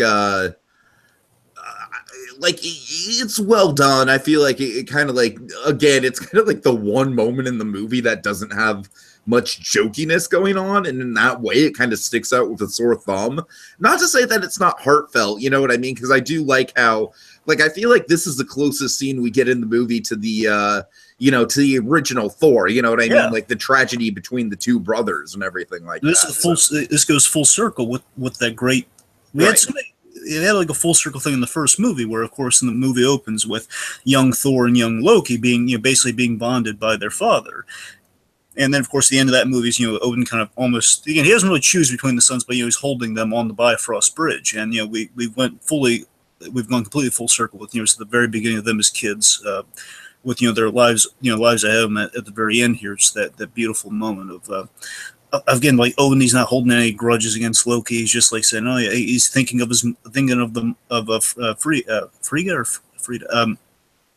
Frigga, of the mother. Frigga. Yeah, yes.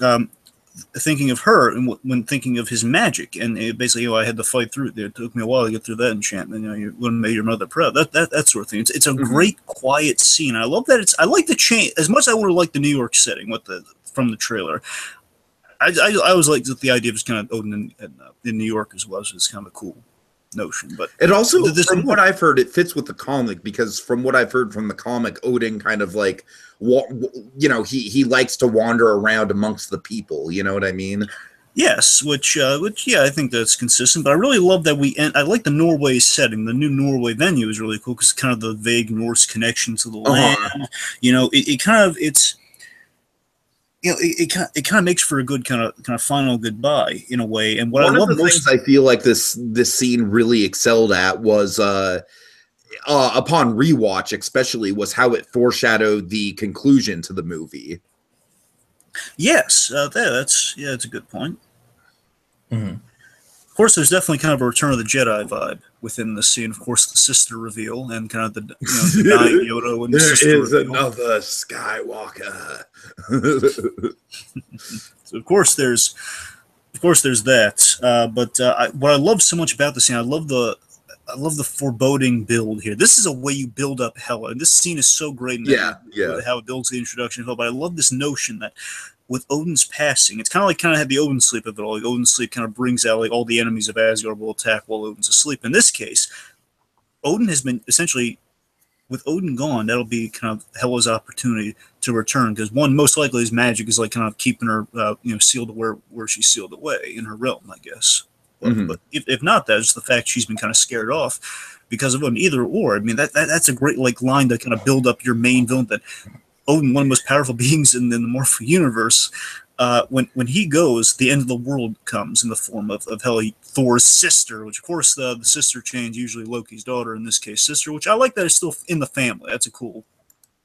I like that they kept that element of it, because they could have just had that she was like another unrelated foe, maybe Odin ticked off in the past, but I like that it's still within the family. So at least they adapted. I like that they didn't go the easy route and just kind of make her like Lady Death.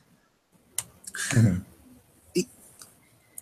Yeah, because really, like there's not really a ton of emphasis on, her being kind of like a guardian of the afterlife or anything like that. You know what I mean?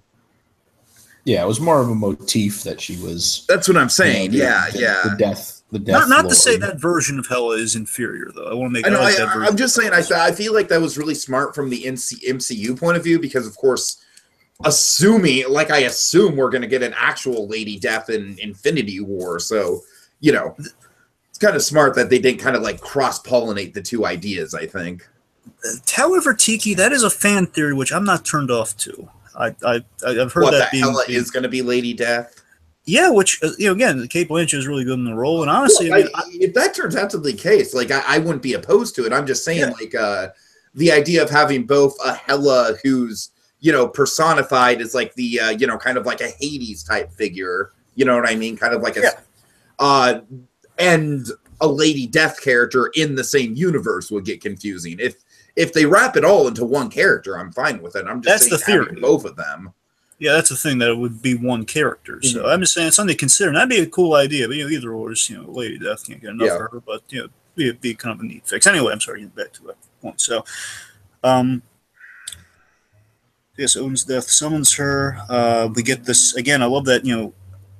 I'm sorry, go. Did I didn't mean. Did I cut you off for a point you were about to make? Just want to make sure I don't miss anything. I was just gonna say that I think it's appealing with Odin. He's always been a guy who I think has shown that he was somewhat haunted by his past and regretted having conquested as much as he did. Mm-hmm. And that you see that in the first two Thor movies. In this one, but I like the idea that there's this one demon that he could never face in Hela. And of course, realizing that his time is done and that he can't face it, is really, really hard. But passing on, the last bit of wisdom that he can to his sons in the hopes that they might defeat her is really interesting as a story point. I think it though Anthony Hopkins is not in the movie a whole lot, as you were mentioning earlier, Tiki, the storyline for him and the work that he does to emotionally tell this story aspect is really strong. And I really think that's a good way to set up the rest of the movie. Sure. Really strong scene. And as you know, we probably have, Tiki's at least probably seen it on Facebook, but Kyle's also made a great point about colonialism. Yeah, I did see as a that. motif in this story, and that didn't occur to me the first time watching through, but as soon as he said it, the whole thing clicked. The idea that erase things like that from our past. We need to acknowledge them, and we need to make amends for those things, or else they're never going to go away. It's yes, we're capable of terrible things, but we don't become better by sweeping them under the rug. That's not how it works. And particularly with Taika, somebody of Maori descent, I'm sure that was clear in his mind. In the making of that process. Which, Gulliver, it's fascinating. I never even considered that before, but man, that actually kind of like, that actually in a weird way kind of makes sense why this movie's as comedic as it is, because it's, like Taika strikes me as a guy who would cover, who would basically not cover up, but, nurse something as painful as that. You know what I mean? Something right. That's so deeply personal to him with humor. Mm-hmm. You know what I mean? Right. So absolutely. Yeah, that's a really good point. Yeah. God, now I'll have to see it a third time with that in mind. I mean, I was planning on seeing it a third time anyways, because my dad wants to see it again. That was the big moment where I was like, yeah, that was it. That was good point. All right. So I guess, yeah. We have the kind of the cool thunder bit where Thor's kind of, we foreshadow Thor tapping into his powers. He gets really bummed out. Things thunder starts around him, and then of course the awesome suit up. When I love that before the brothers can even get into it, kind of process the loss. Hela, she emerges in the background, and the bros suit up, and of course Thor's that awesome, the lightning comes crashing down to suit him up. Again, doing the last moments with the hammer here, we do the thing from the guy where he beats down the umbrella or walking stick and the thing, and of course lightning, Thor, awesome. Yeah. So and we have Hela she arrives with two fantastic bits that not only reference the first in the Avengers movie. Neil, her first line, aside from the whole the thing about Odin, one of her first lines is Neil, of course. And Loki's, I'm sorry, pardon. What was that? Of course, that's his thing, Neil. Neil, and again, I love we kind of have a bit for both brothers that shows okay, we are clearly outmatched. She's saying Neil, and then of course breaks the hammer again. And I love it. I love how attached Thor is to his hammer. Not just nice he used it for all these movies. I love the fact it really does feel like a loss for the hammer as well. The hammer is the representation of all the bad stuff that's been befalling him lately, and the hammer's the last straw. Come on. Yeah. Things like the brother I like better than Loki. That's what that hammer is to him. I like that description. Yep, I mean that's an entrance for a bad guy. Right, all in that few minutes, let's say two or 3 minutes, you have a better character than you had with Malekith instantly. They're doing their homework. They're fixing their mistakes. Or instantly, we have a more compelling villain within 3 minutes. I think the mistake that they made with Malekith was not giving him enough screen time, but two, not giving him an opportunity to meet with the characters and have them talk, so they could have their intellectual standoff prior to a fight early enough in the movie. There's so many missed opportunities with I think Malekith. The villain is interesting. Such a great actor too. Yeah, the villain itself is interesting, and the version that they portrayed on screen is interesting. They just need a little more time with him. That's the only qualm that I have with that. have like they start this theme of birthright, and we don't do anything with it. Like there's a whole bunch of like the idea they might have been the first realm, and of course it would really link nicely with this movie about the whole colonialism angle of it all. Like another realm that Odin would kind of maybe put Odin under a microscope, and then of course this film would be the big consequence of all that stuff. So I don't know. There are directions that Malekith could have opened, but sure. Say la vie. All right, so I will say the one thing is like.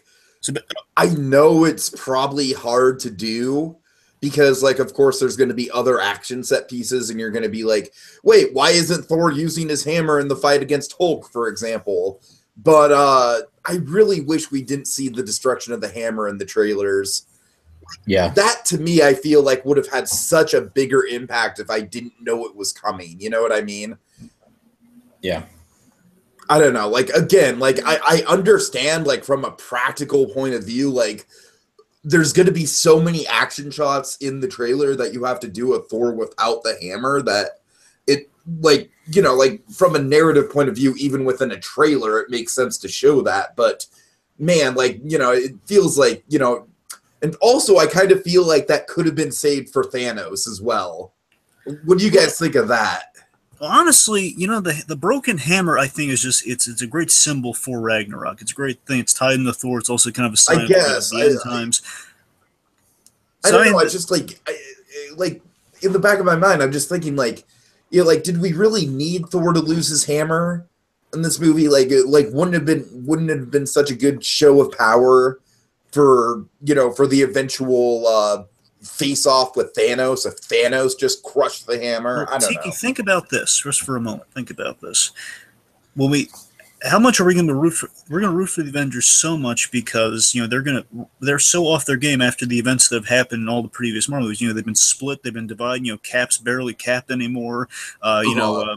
Thor without a hammer. Like these are fractured, shattered guys, and they're going to be coming together, which is basically going to be like, okay, how can we do Avengers over again, but still make it different and compelling? And they're going to be going against a guy who can literally throw planets, and these guys don't even have their act together. We're going to need every trick in the toolbox to kind of whip these guys back into shape to go up against one of the biggest bads in the MCU. So I guess in that way we kind of needed the whole basically I'm sorry, but Thor totally becomes a Super Saiyan in this movie. Oh, come on. He basically he either becomes a Super Saiyan or he levels up in an RPG. One of the two. It's so video game-esque. It's like Thor can now shoot lightning bolts. I mean, he could do that before, I'm not saying that in a bad way either. I thought it was well done. I'm just it's so video game-esque. I think, it's a moment where when he loses the hammer, just okay, well, that was my thing. I hit people with the hammer. It's interesting that he has to kind of think about it and then, have Odin remind him what he's the god of. Yeah, I'm sorry. Yeah, I think he channeled lightning before. He was able to use that. He fought with fists before. He was a brawler always. I think it's a natural progression of what was already there, what was already established. So that didn't feel weird to me in the slightest. It certainly was a level up. I get that it was something new and something beyond what he'd done before, but I feel like it was a rechanneling of the abilities that were already there. No, I hear you. Look, like I said, I'm not saying it is a bad thing at all. I think it totally fit the tone of the movie. I was just saying, channeling all the lightning and having it do one blast. It was very Spirit Bomb-esque, and I'm sure that's probably not even the inspiration they were going for with it. Like I said, I'm not saying this is a bad thing. I'm just saying, for me, it worked with the campy nature of the whole film. Yeah.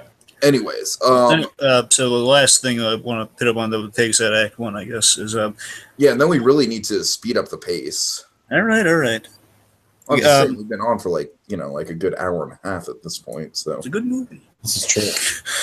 So we have the Bifrost chaos that goes on here, and I love that Loki's cowardice brings Hela to Asgard. I love that kind of, again, Loki as the ineffectual Odin, as the ineffectual king of Asgard. He kind of brings forth the destruction of Asgard so unintentionally. He's like, let's get out of here. Heimdall, he calls for the Bifrost, and of course, Loki don't, because he knows. Oh my God, it's going to bring hell to Asgard, you idiot! And then, and this is cool, as they're fighting within the thing. I love this as a device to get them both to Sakaar. Of like, okay, you are thrown out of the portal. It's kind of like a Steven Universe idea almost. Just like you're thrown out of the. Out of the portal, and the idea one fell first and the other one kind of fell second. Of course, that gives the other one kind of a head start going on. It's just visually it's cool, and the rainbow design, like little kind of crystallized, bashing his head through the thing. All really good. And of course, Hela shows up, and right off the bat, just to show she's a big bad. She kills Fandral and Volstagg right off the spot. Yeah, you want to get into that? Yeah, you want to kind of start with Hela on Asgard. Yeah, I'm sorry. I had a brain fart there for a second. Boy, does it smell. Yeah, you want to start with Hela on Asgard and then transition into the Planet Hulk stuff? No, if you guys don't mind. Yeah, that's fine with me. That's kind of how I was going to suggest we do it anyways. Okay. I like with the death of Fandral and Volstagg, of course, the Warriors, eventually all the Warriors 3. Again, Sif just kind of dodged the bullet with not being in the movie, I guess, in that regard. That's exactly what I'm saying, yeah. I wonder if she had a sense about that, like, maybe I could take the plane, but you know what? I'm getting a sense this might not be good for that character I really like. So you know what? Nope, sorry. Yes, I get to be in Thor 4. but I like that with the death of the Warrior 3 that represents Ragnarok, which from what I understand, Ragnarok is just it's very accurately represented here to an extent, where it's the death of known gods and warriors and ultimately a rebirth. So Ragnarok is not necessarily it's not an all bad thing. It's of course a lot of death, a lot of destruction, but of course leads to a rebirth, which is necessary. Which is why again there was a Ragnarok way back when, which gave us Asgard, and of course hasn't. They've been dreading. That's why you starve off Ragnarok as long as you can. That means the death of your loved ones. So it's good representation with her big entrance to Asgard. Like, okay, end times, bad news. If memory serves, in IRL, the Loki begins Ragnarok in some way, and the death of Balder is like the thing that happens, and then the Ragnarok ends, and it can begin anew when Heimdall and Loki slay each other in battle. Huh. I think that's what the mythos is. I remember researching it a few years ago for a game.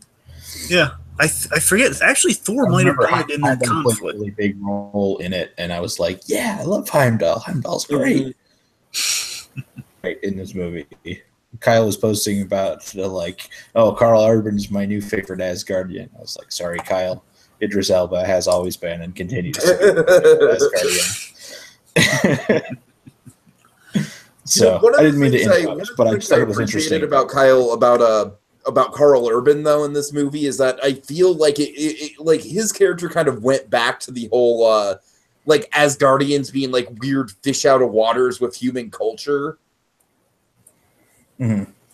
Like, it's very clear that this guy, he's not of Earth. You know what I mean? He's very quirky. He's very eccentric. And I appreciated that. But, I don't know. Yeah, and I get what you're saying. I think Kyle just loves him because he's like an 80s caricature stereotype in a lot of ways, particularly at the beginning. Terrible pun, which is Kyle's everything.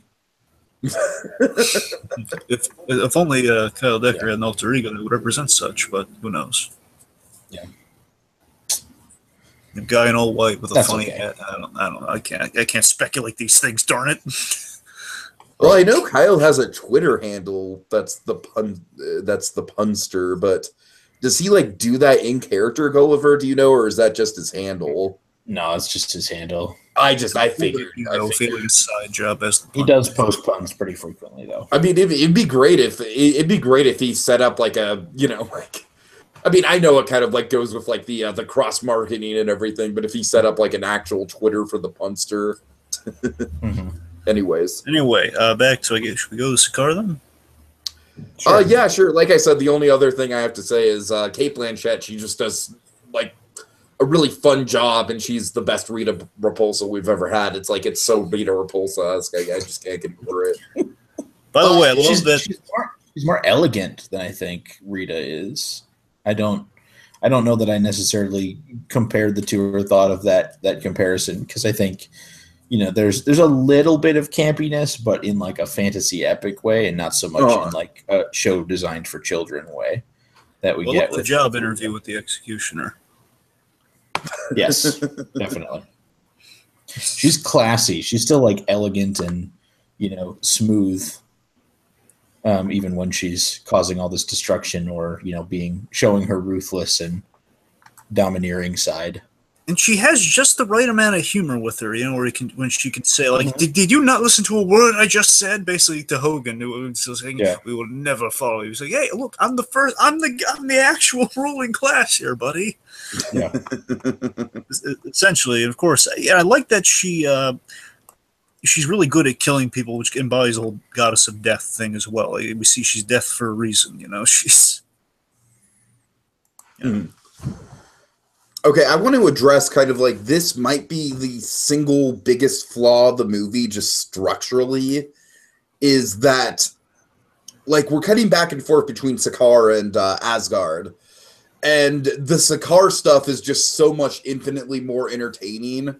Like as fun as Cate Blanchett is, and Gulliver, you're right, she does have a good mix of like kind of like intimidation and class to her, but I don't know, it's just like. And I feel like this is kind of just like a structural issue. Like every time I rewatch this movie, I'm just going to want to kind of fast forward through the Asgard parts to get back to the Sakaar parts. I mean, agree to disagree. All right. I think it's important that they establish that, Asgard is being forced into hiding and that Heimdall is organizing this resistance and keeping people safe. I think it's important to establish that element of colonialism when she's taking down the ceiling and trying to, corrupt Scourge to her will and to her service. I think that reveals more about her character, and it sets up a really strong finale where the Asgardians are trying to escape. Without that setup, their escape is less of an impact, emotionally, I think. To piggyback off of Gulliver's point there, I would like to kind of add. I think I agree with that, and I think a little more. Like, honestly, part of me was just like maybe a little bit more of that, and that's all great. My one flaw with the Executioner is that I understand now. I understand the Executioner actually had an arc like that, but. The main thing is that he doesn't. It's such a simple gripe. He doesn't get to use his big fancy axe to execute anyone, and I think that would kind of make his his redemption, his arc of redemption a little bit more. It would emphasize the drama and emphasize kind of the dark stuff that's going on in Asgard, as well as show like, okay, this guy definitely has to make up for some bad stuff he's done. Because Rand is, I'm going to prove myself, and I might kill people, and ultimately, like, yeah, I'm joining the good guys now. After, of course, kind of, again, a bit of cowardice there. But this is a guy who's, again, it's like, it's a relatable quality of, you want to save your own skin, which he does. He's not trying to hurt people. He's just, he's kind of going with the winning side and trying not to die. And yeah, it's a likable executioner. I just wish he kind of lived up to his namesake in one scene aside from when he's killing zombies. But go figure. Yeah. Okay, so I guess let's go to space. Yeah, just to add on to that, what you were talking about with Karl Urban, a lot of those scenes he only has a few lines to say, but he does an enormous amount of like facial acting. There's moments where she's talking and you see his reaction. You get a lot of information from the reactions that he gives in terms of how he feels about what she says and how he's into his arc throughout the movie. So, yeah, I think there's a really good aspect of that there. Right. So, let's go to space for a moment, gentlemen. So, broadly, let's talk about Sakaar, which, by the way, Tiki and I, just going into this movie, we were kind of hoping, again, there's a chance that the place might not have been called Sakaar. It might be just, whatever the Grandmaster's planet was. I was just so happy that at least they called it Sakaar. I was like, yes, Sakaar, yeah. It was like a little mini victory. Basically, Tiki and I were kind of hoping for two things in this movie. One of them was, of course, Meek, and the other one was, of course, Sakaar. And we got both of them. Yes. And so just to talk about just this take on Sakaar. Obviously, it's different from the Sakaar that we had in the book and the animated films. I mean, obviously not a direct adaptation. That's not a problem. It's just, but what I like is that we do capture the same sense of world building. And I do like this clever world building we do get in this movie, where instead of it's not all there. It is a gladiator planet, but it's not like a desolate land with the gladiators like kind of. I feel like Sakaar is like it's a great setting because it's truly fits in with the colonialism theme of it all, where this is a place that's already been overruled by a great, like a grand master, pun intended, I mean, I'm sorry, as silly as Goldblum is in this movie, he's basically Hitler. Well, I don't know. I'm just trying to think Hitler with jokes. I don't know if that would really.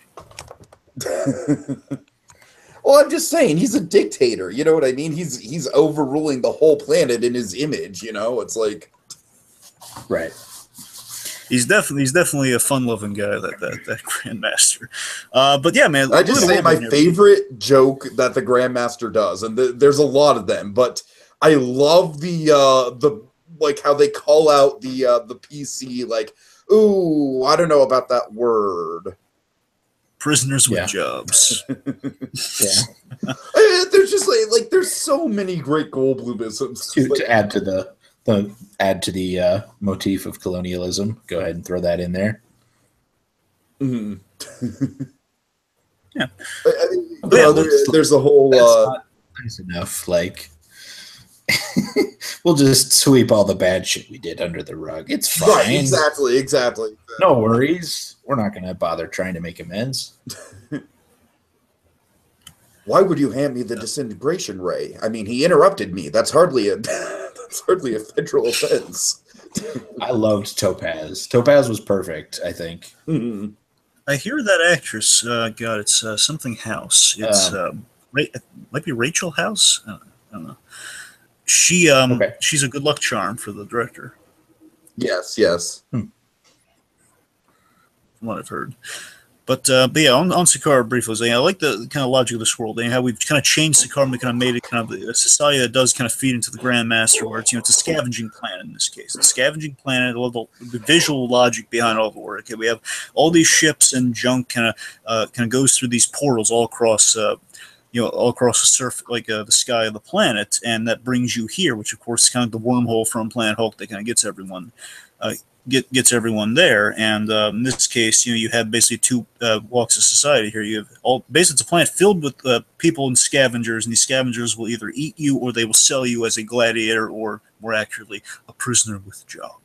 To the Grandmaster, and of course the Grandmaster here. I love the elder. For those who may not be aware, Grandmaster knows he's very similar to the Collector because he's an elder of the universe. I want to say he technically is I think he actually might be the brother of the Collector as well. I forget the whole Anywhere else, I'd be millions of years old, but on Sakaar, I'm. Gives a little wink. Love that he winks to Loki too when he does. It throws that. You can see that it throws Loki off. Like, oh, he's so weird out. Yeah, and it's kind of neat that you get to see that while the Collector gets nothing but high-end stuff, high-end rare extinct stuff, you have this guy who gets literally like the junk of the universe, and he fashions it into kind of what he thinks is kind of this. He works into his high-end kind of champions of the. Contest of Champions. He kind of works in his own personal Contest of Champions, of course, what the Grandmaster is very well known for. Before we dive into the Grandmaster a little bit more, I was wondering the Goldblum of it all, so to speak. Let's talk about Valkyrie. Oh man, she's such a great standout in this movie. That she's such a pleasant surprise. I thought. And Tessa Thompson, she's going places. She's a really good actress. Mm-hmm. Yeah. Oh man. I wanted more of Valkyrie, to be honest. I feel like this movie's got a difficult balancing act, so I don't begrudge them for that. I wish there was more and more character development. It seemed like, the times she was on screen were great, and I enjoyed those times. It seemed like there was a bit of a harsh turn where it was just like, these are my character goals, and now these are my character goals. No, I hear you on that. I hear you on that, yeah. I love so many ways we get to have her cake and eat it too with Valkyrie. Yeah. In that one, we get that awesome moment where Loki she's kind of batting around with Loki here, and Loki has this great bit where he kind of realizes you're a Valkyrie, and of course he does a little mind meld thing. Basically, he shows her traumatic memory to kind again, playing dirty at Loki, that trickster god. He plays dirty with basically a little magical flashback to her big trauma, which, again, the way that's edited, by the way, is so fantastic. Like the big operatic trauma, like all the Valkyries, again, like in their full glory. That's what I'm talking about, having your cake and eating it too. We get to see all the, the Valkyries on the horses, and like they're in full costume, and the whole legion of them against Hell. And we saw a bit of this in the trailer, but seeing how it was integrated. Absolutely beautiful scene. Yeah. And also I love we have like the dire representation of Valkyrie as well. Like the Valkyrie more that looks more like Brunhilde, with the long blonde hair and everything. She's the one who gets killed to save our Valkyrie, who is still, I think, they don't ever give her a name. I assume she's actually Brunhilde. There's so many Valkyries, you can't ever give it straight. But yeah. But yeah, it's cool, and I love this logic. I mean, I love the storyline, right? That she's living. The reason she's kind of this drunk stumblebum of a kind of a scavenging bounty hunter is that she all that loss, the loss at the hands of Hela is kind of to this sad place where she's just drinking, kind of making ends meet on this planet where she's is an Asgardian warrior, just kind of an Asgardian warrior without a purpose. And it's a solid arc. I mean, the movie does a great job of kind of like illustrating the the alcoholism of it all. Like finally, like Thor is even like calling it out. Like, look, I'm concerned. Like if you don't, Yeah, and while she has great chemistry with Thor, she can also be really playful. Like she's buddies with the Hulk, and it's adorable. Oh God, I loved her. Oh, that made so much sense. It fit like a glove, I thought. Yeah. And then she captured the Hulk, and they're still buddies. Like it's just that charming. It's like it's nice, so nice. Yeah. Of course, by the end, we'll get there. So I guess you guys want to go talk more Grandmaster, or you want to? I feel like we kind of said our piece on the Grandmaster for the most part. What about the Wonka Tunnel? I mean, yeah, of course, the Wonka Tunnel, the Hemsworth scream of it all. That's all great. Yeah. That's the moment that keeps sticking out to me when I keep thinking about this movie. It might be I don't know. It's just one. I just love the pure imagination playing. It's almost like a ride. We have like omnibus. Oh, it totally is. It totally is. And I love how Hemsworth is just like, what the hell is this? It's like welcome to slavery. Essentially, it's welcome to slavery. The ride. I love this. I like how the stars kind of turn to a part of the ride, and it basically walk through like who the Grandmaster is, and then of course like the shifting colors turns from pure imagination to the Wonka Tunnel, and it's that girlish scream that Chris Hemsworth lets out. I've seen a couple some fan films where they've kind of it's called Avengers Assemble. It's a fan series where they have a Thor in there, and he gave this girlish shriek that was hysterical in an episode. And it vaguely reminded me of that when I was watching. Oh god, Thor. The movie Thor is letting out this hilarious little shriek, and then of course the Grandmaster he steals the movie in many capacities. Just Jeff Goldblum to the 10th degree, dial up to 10. I mean, it's just absolutely like this is the kind of Jeff Goldblum I pray to God we get in Jurassic World. I don't think they're going to go that far with them taking me. I mean, they're not going to go. But I'm just saying, like this is prime Goldblum. You know what I mean? This isn't like Independence Day 2 Jeff Goldblum. I love that we captured, the fact that he's not completely blue, and of course people point out he's played an entirely blue character in Earth Girls Are Easy. But I love the fact that the costume has like the blue sleeves and everything. Of course, he got some blue face paint. He's got the blue nails. I love they captured the blue quality. He's so tailor made for the role. It doesn't even matter if they didn't even make him blue. It's just literally just like, hey, Jeff Goldblum, come be Jeff Goldblum in space. I mean, he's got a melting staff that melts people in like this giant blue plume. So again, they have enough blue in there. But aside from that, they got There's almost kind of like a Roger Rabbit quality to that melting staff. Didn't you guys? Melted his cousin. Yeah. I pardon you from living. Oh god.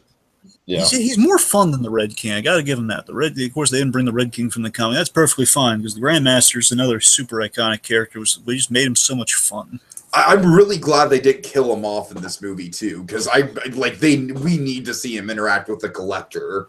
It is open ended though. I would hope that he lives. My hope is that he lives. No, I think it's open ended enough. I mean, he just fits this role. I mean, the Contest of Champions quality, which, okay, how do we get Gladiators? Okay, Contest of Champions, Grandmaster. Fits like a glove. Just that idea. And I love how, like, as the movie goes on, we see his control over the planet kind of start to break down, and he's getting, like, more and more panicked, like, Sicarians, take to the skies, don't let them leave the planet. Yeah. And then can we just also touch on the party vessel? Oh yeah, because it's so Goldblum. It is so the Commodore. I think is that what it was called? I think so. Yeah, that sounds right. I mean, we get 3 great uses out of that. Like the first one is probably the most typical. The whole, like the oh god, don't touch anything gag. That's the gag you would expect, of course. He has his orgies in that ship. But then I just love the way that the music is built, like the whole like the music and the like the light show and everything and the fireworks. Like I love the way that that's naturally integrated into the visuals of the action. Yeah. Oh, it's so good. There's the fireworks, just there. Everybody turned fireworks. Now, we should probably talk a little bit about the Loki-Thor dynamic here. This is great. Now again, I'm just picturing like a Marvel fireworks show at Disney with that ship coming in. with the rave music. We'll never say never. It's my birthday. It's my birthday. Oh my god, yeah. The fact that he DJs on the side for fun too, because that's where they're getting at. Right? He DJs when he's like telling Thor about thing, which it's very like Kim Jong-un-esque. Oh god, yeah. So good. Just like I'm the dictator, I can do whatever I want. Yeah. Yeah. So I love Loki and Thor reunited is hysterical when they have this great improv comedy over the chair. Like, what are you doing? That I'm in a chair. It says, why don't you have a chair? No, they didn't give me a chair. There's a bickering in the fact it's like the brotherly bickering over, hey, help me out here, would you? Of course, no. It makes so much sense that Loki would fit in like a glove into this society. Yeah, like he's in the popular crowd. It's like, brother, don't ruin this for me, man. I'm in with the cool kids. I'm the Grandmaster's buddy. It's kind of like the stereotypical like sitcom cliche of like like the 2 friends go back to college and like the popular friend is outcast and the nerdy friend is popular. Oh, yeah. Yep. I mean, it's honestly, we get a lot of this whole movie. I think the Loki-Thor dynamic, not only it gets thought out more heartfelt later on, but at the same time, it's still really funny. And of course, when they're in the arena, it gets. Oh God, yeah. We'll get there, but let's again briefly. We kind of covered already. Of course, we meet Korg and Meek. Of course, our favorites from the book. I mean, I love Korg personally, and this take on Korg, it's the director brings it. It's a different Korg that's coming to life here, but you gotta remember, Korg was a guy who's just he didn't have a lot of personality. He was cool, he was an honorable guy, and of course that's what I'm saying. Like I feel like this, like in spite of the, in spite of like questionable timing with some of his gags, like it's such a unique take on the character when the character himself could have just been like, oh, I'm a tragic character and I'm made of rock and I'm very stoic. And you know what I mean? As much as I still love that from that movie, in this case, Korg, because of that, he's just kind of like a blank slate in terms of what you can do with him as a character beyond that. And here it's like it's a welcome kind of layers we're adding to Korg here. He's a really pleasant funny guy here. It's basically Taika Waititi like bringing his like this is the closest we get to like the what we do in the shadow style sense of humor, because this is kind of like the New Zealand Kiwi sense of humor. You know what I mean? And of course and of course we got Meek, and of course Meek, again, nowhere near as verbose and cowardly as he is, but he just looks cool in the fact that we can say it's Meek, and it's like, yes, that's right. That's all I cared about, man. Like I kind of wish they would have gone the extra mile and gave Meek a speaking part, but like the fact that we can point and say, look, there's Meek, and he's not dead. He's definitively not dead. I just hope we upgrade his limbs so we can bring him back in the movies, just give him to do more stuff. Cool. I'm not saying we do have to do like a whole arc. I just want to see more Meek. Right. Either way, of course, we get the Stan Lee cameo. Of course. Oh God, just one of the most inspired and bizarre Stan Lee cameos. I love how terrified Thor is. He's very. We get a line. I don't think we've had any of the other Thor movies, which we finally got. And there's like a famous silly quote from Thor. We finally get the "By Odin's beard, you will not cut my hair." It's by Odin's beard. Yeah. We finally got it. I love how, like, in all the marketing, like we've seen Hemsworth with the short hair. We see him get captured. You know what I mean? So we can like put the 2 and 2 together that they shave him for battle. but we never actually like see how the actual grooming process got done in the trailers. And of course, it's such a natural fit that that's where the Stan Lee cameo would be. Stan Lee with a giant giant arm filled with very sharp barber instruments. Just it's great, and I just love how like, please sir, don't cut my hair. It's just he then turns desperate after being so defiant. It's just like Thor turns into a scared little boy in that thing. Like, Thor is getting, again. This is we're doing the thing from the first Thor movie. We're doing it even better with the humor in this case, where Thor, when he was on Earth, he was getting like he was being humbled, and in this case he's just Thor's getting like roasted in this movie at points where says, the Grandmasters call him Sparkles because he breaks out of the thing, but he can't quite fully channel his power quite yet, so he's to come out of his fingertips. So he just call him Sparkles, Lord of Thunder. It's God of Thunder, smoldering God of Thunder. It's just fun to see kind of Thor put in this position. Mm-hmm. All right. Let's talk about the big green guy. Oh God! We ain't talking about Shrek. We're talking about the big green guy. Screw off with Shrek. How dare you? The Green Goliath. Shrek in the same sentence as the Hulk. The incredible entrance Hulk. Yeah. Oh man. Like I said, I think this might be like the perfect interpretation of any character in a Marvel movie for my money. I mean, it's really this is so on the money. I mean, it's like we've seen, of course, it's kind of a departure from what we've seen of the Hulk before in the MCU, but it makes sense so organically. The Hulk, he has he has the vocabulary of like a toddler, you know what I mean? So, and he has the temperament of a toddler too, where it's just like, I love it when he's just kind of pouting. Oh God, I like, love the temper tantrums. Yes. Oh my God. Don't throw things, But the big landmark Planet Hulk moment is within the movie with that gladiator bout. So the big kind of Hulk versus Beta Ray Bill and or Silver Surfer moment we do capture with the Hulk versus Thor. Fighting. Rematch since the rematch that's been building ever since the first Avengers movie. Oh yeah. And of course you gotta love Loki in that scene. I think he just totally steals it. I love that we set up, and of course we the audience are armed with this. That we know who the champion is. Of course, Loki does not know. We know he's going to be in for such a shock, and I get off this planet. And of course, when we have a fun callback to the lullaby, and I love the callback to the lullaby all throughout this person. I really like it. He tries the lullaby, and for a moment it seems like it's working. For a mere moment, it seems like, hey, maybe he's thinking, okay, maybe he's getting quailed for a moment. Then, of course, the setup is coming a mile when the smarter audience member will realize, okay, obviously we know exactly what's going to happen. It's going to be glorious. And Loki's reaction sells it after, of course, we have a puny god smash, and that's what it's like. That's what it feels like. I'm obviously a big fan of sport. It's brilliant. It's great. But the action itself,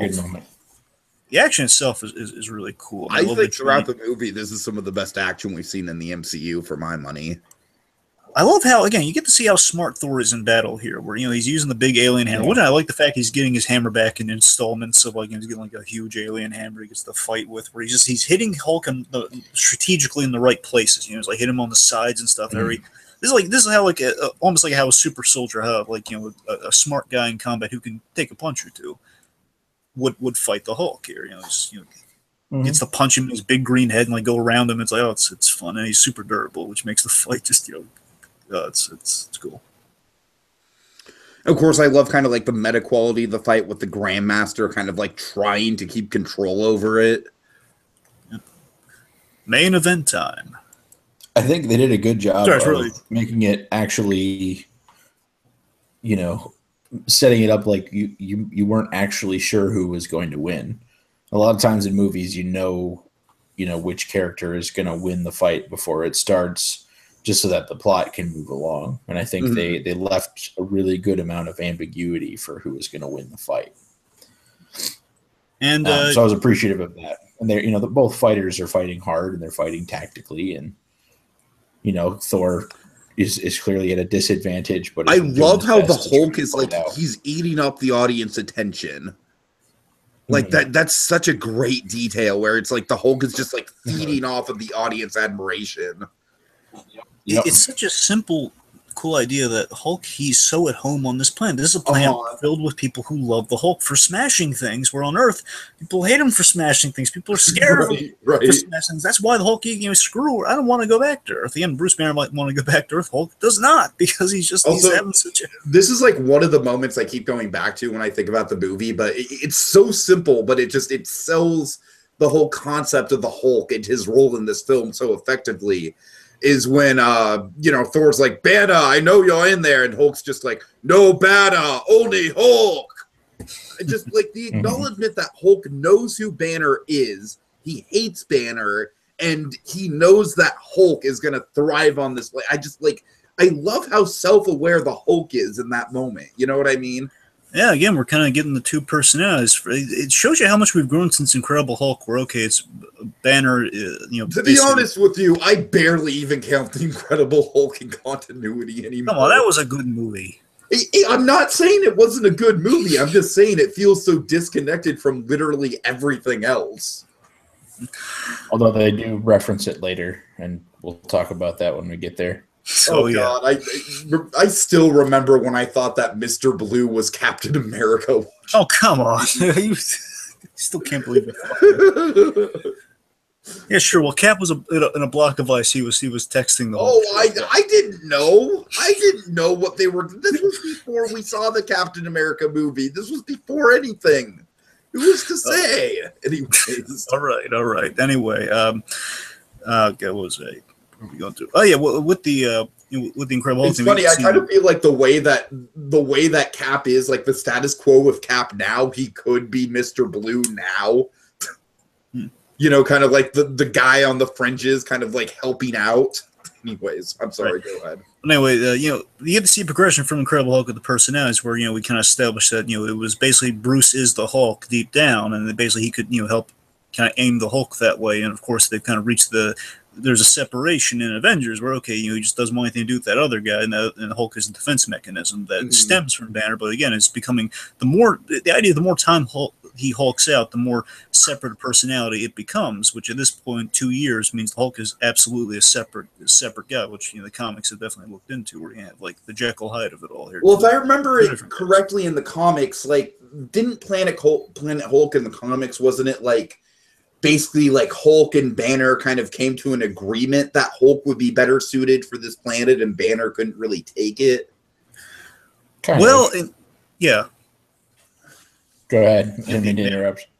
Like, I'm just saying, like, when Banner does finally come back into the picture, like, it feels like it was totally not his decision at all. Like, he had no part in transforming into the Hulk. You know what I mean? Like, he basically says it was like the Hulk stuffed him into the back seat of the car. It's technically on the trunk of the car. I love that analogy, by the way, that the Hulk has had the keys to the car. I've been locked in the trunk for 2 years. And you gotta remember, technically Black Widow is at fault for all this, because she threw him down the hole, and he's been hulked out ever since that moment.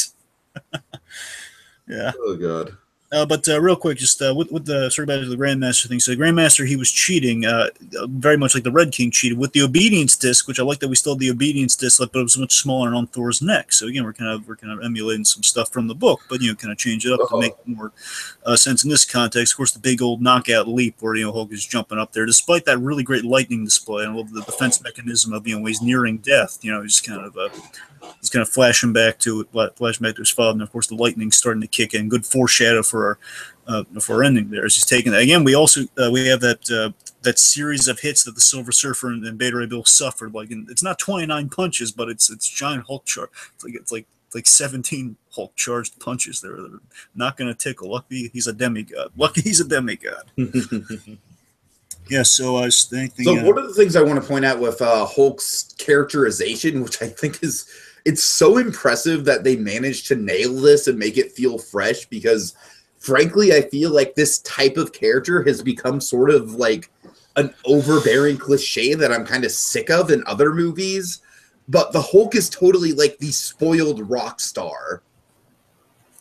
Oh yeah, I mean, I love that the Grandmaster is such a smart guy. He's going to keep the Hulk pacified, because Hulk does not want to leave. He's just like, hey, they're treating me like a king here. Why would I want to leave? That's why he doesn't have like a security system or an implant in his neck, because he's there willingly at this point.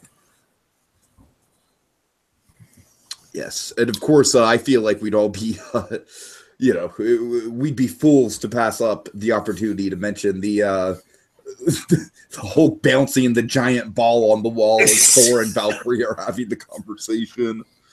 Oh, that's just so good.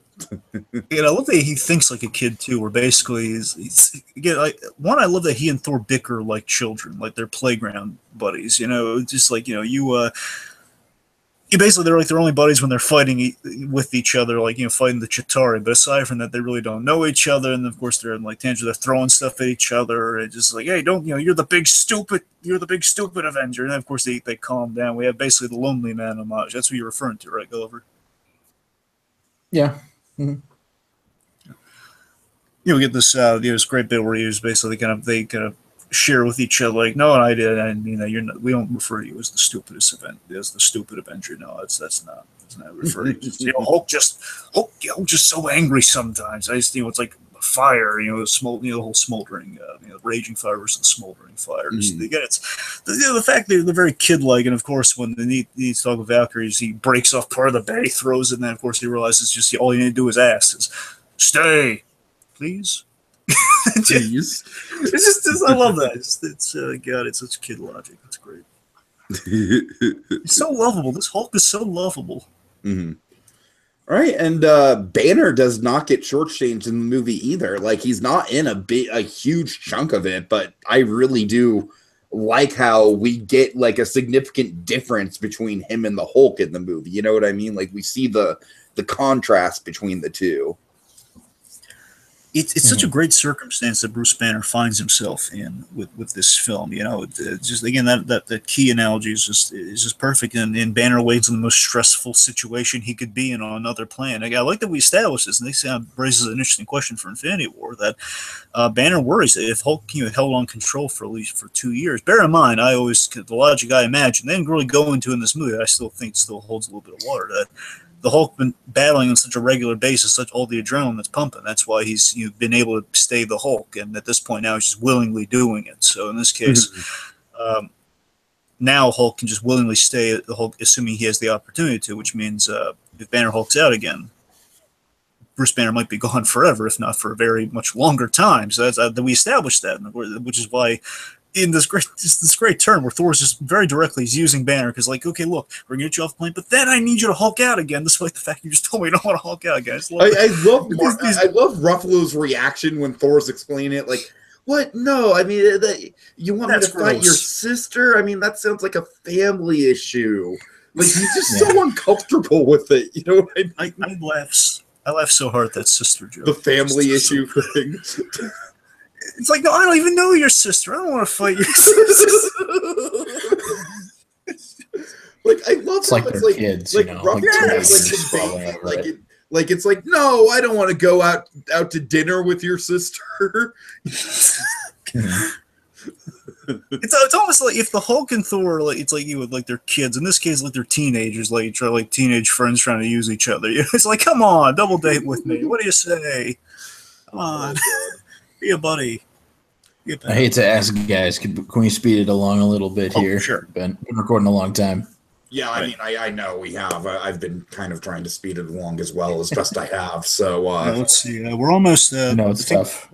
Yeah. We already kind of covered Bruce Awakening. So let's see. I think we got one. Okay, let me real quick taste through the elevator scene. I guess that'll be it. Yeah, I mean, I don't know, like, I don't have a ton to say about that except good sibling dynamic with Loki and Thor. Good. I think the get help gag is one of the best examples of the humor in the movie. I think.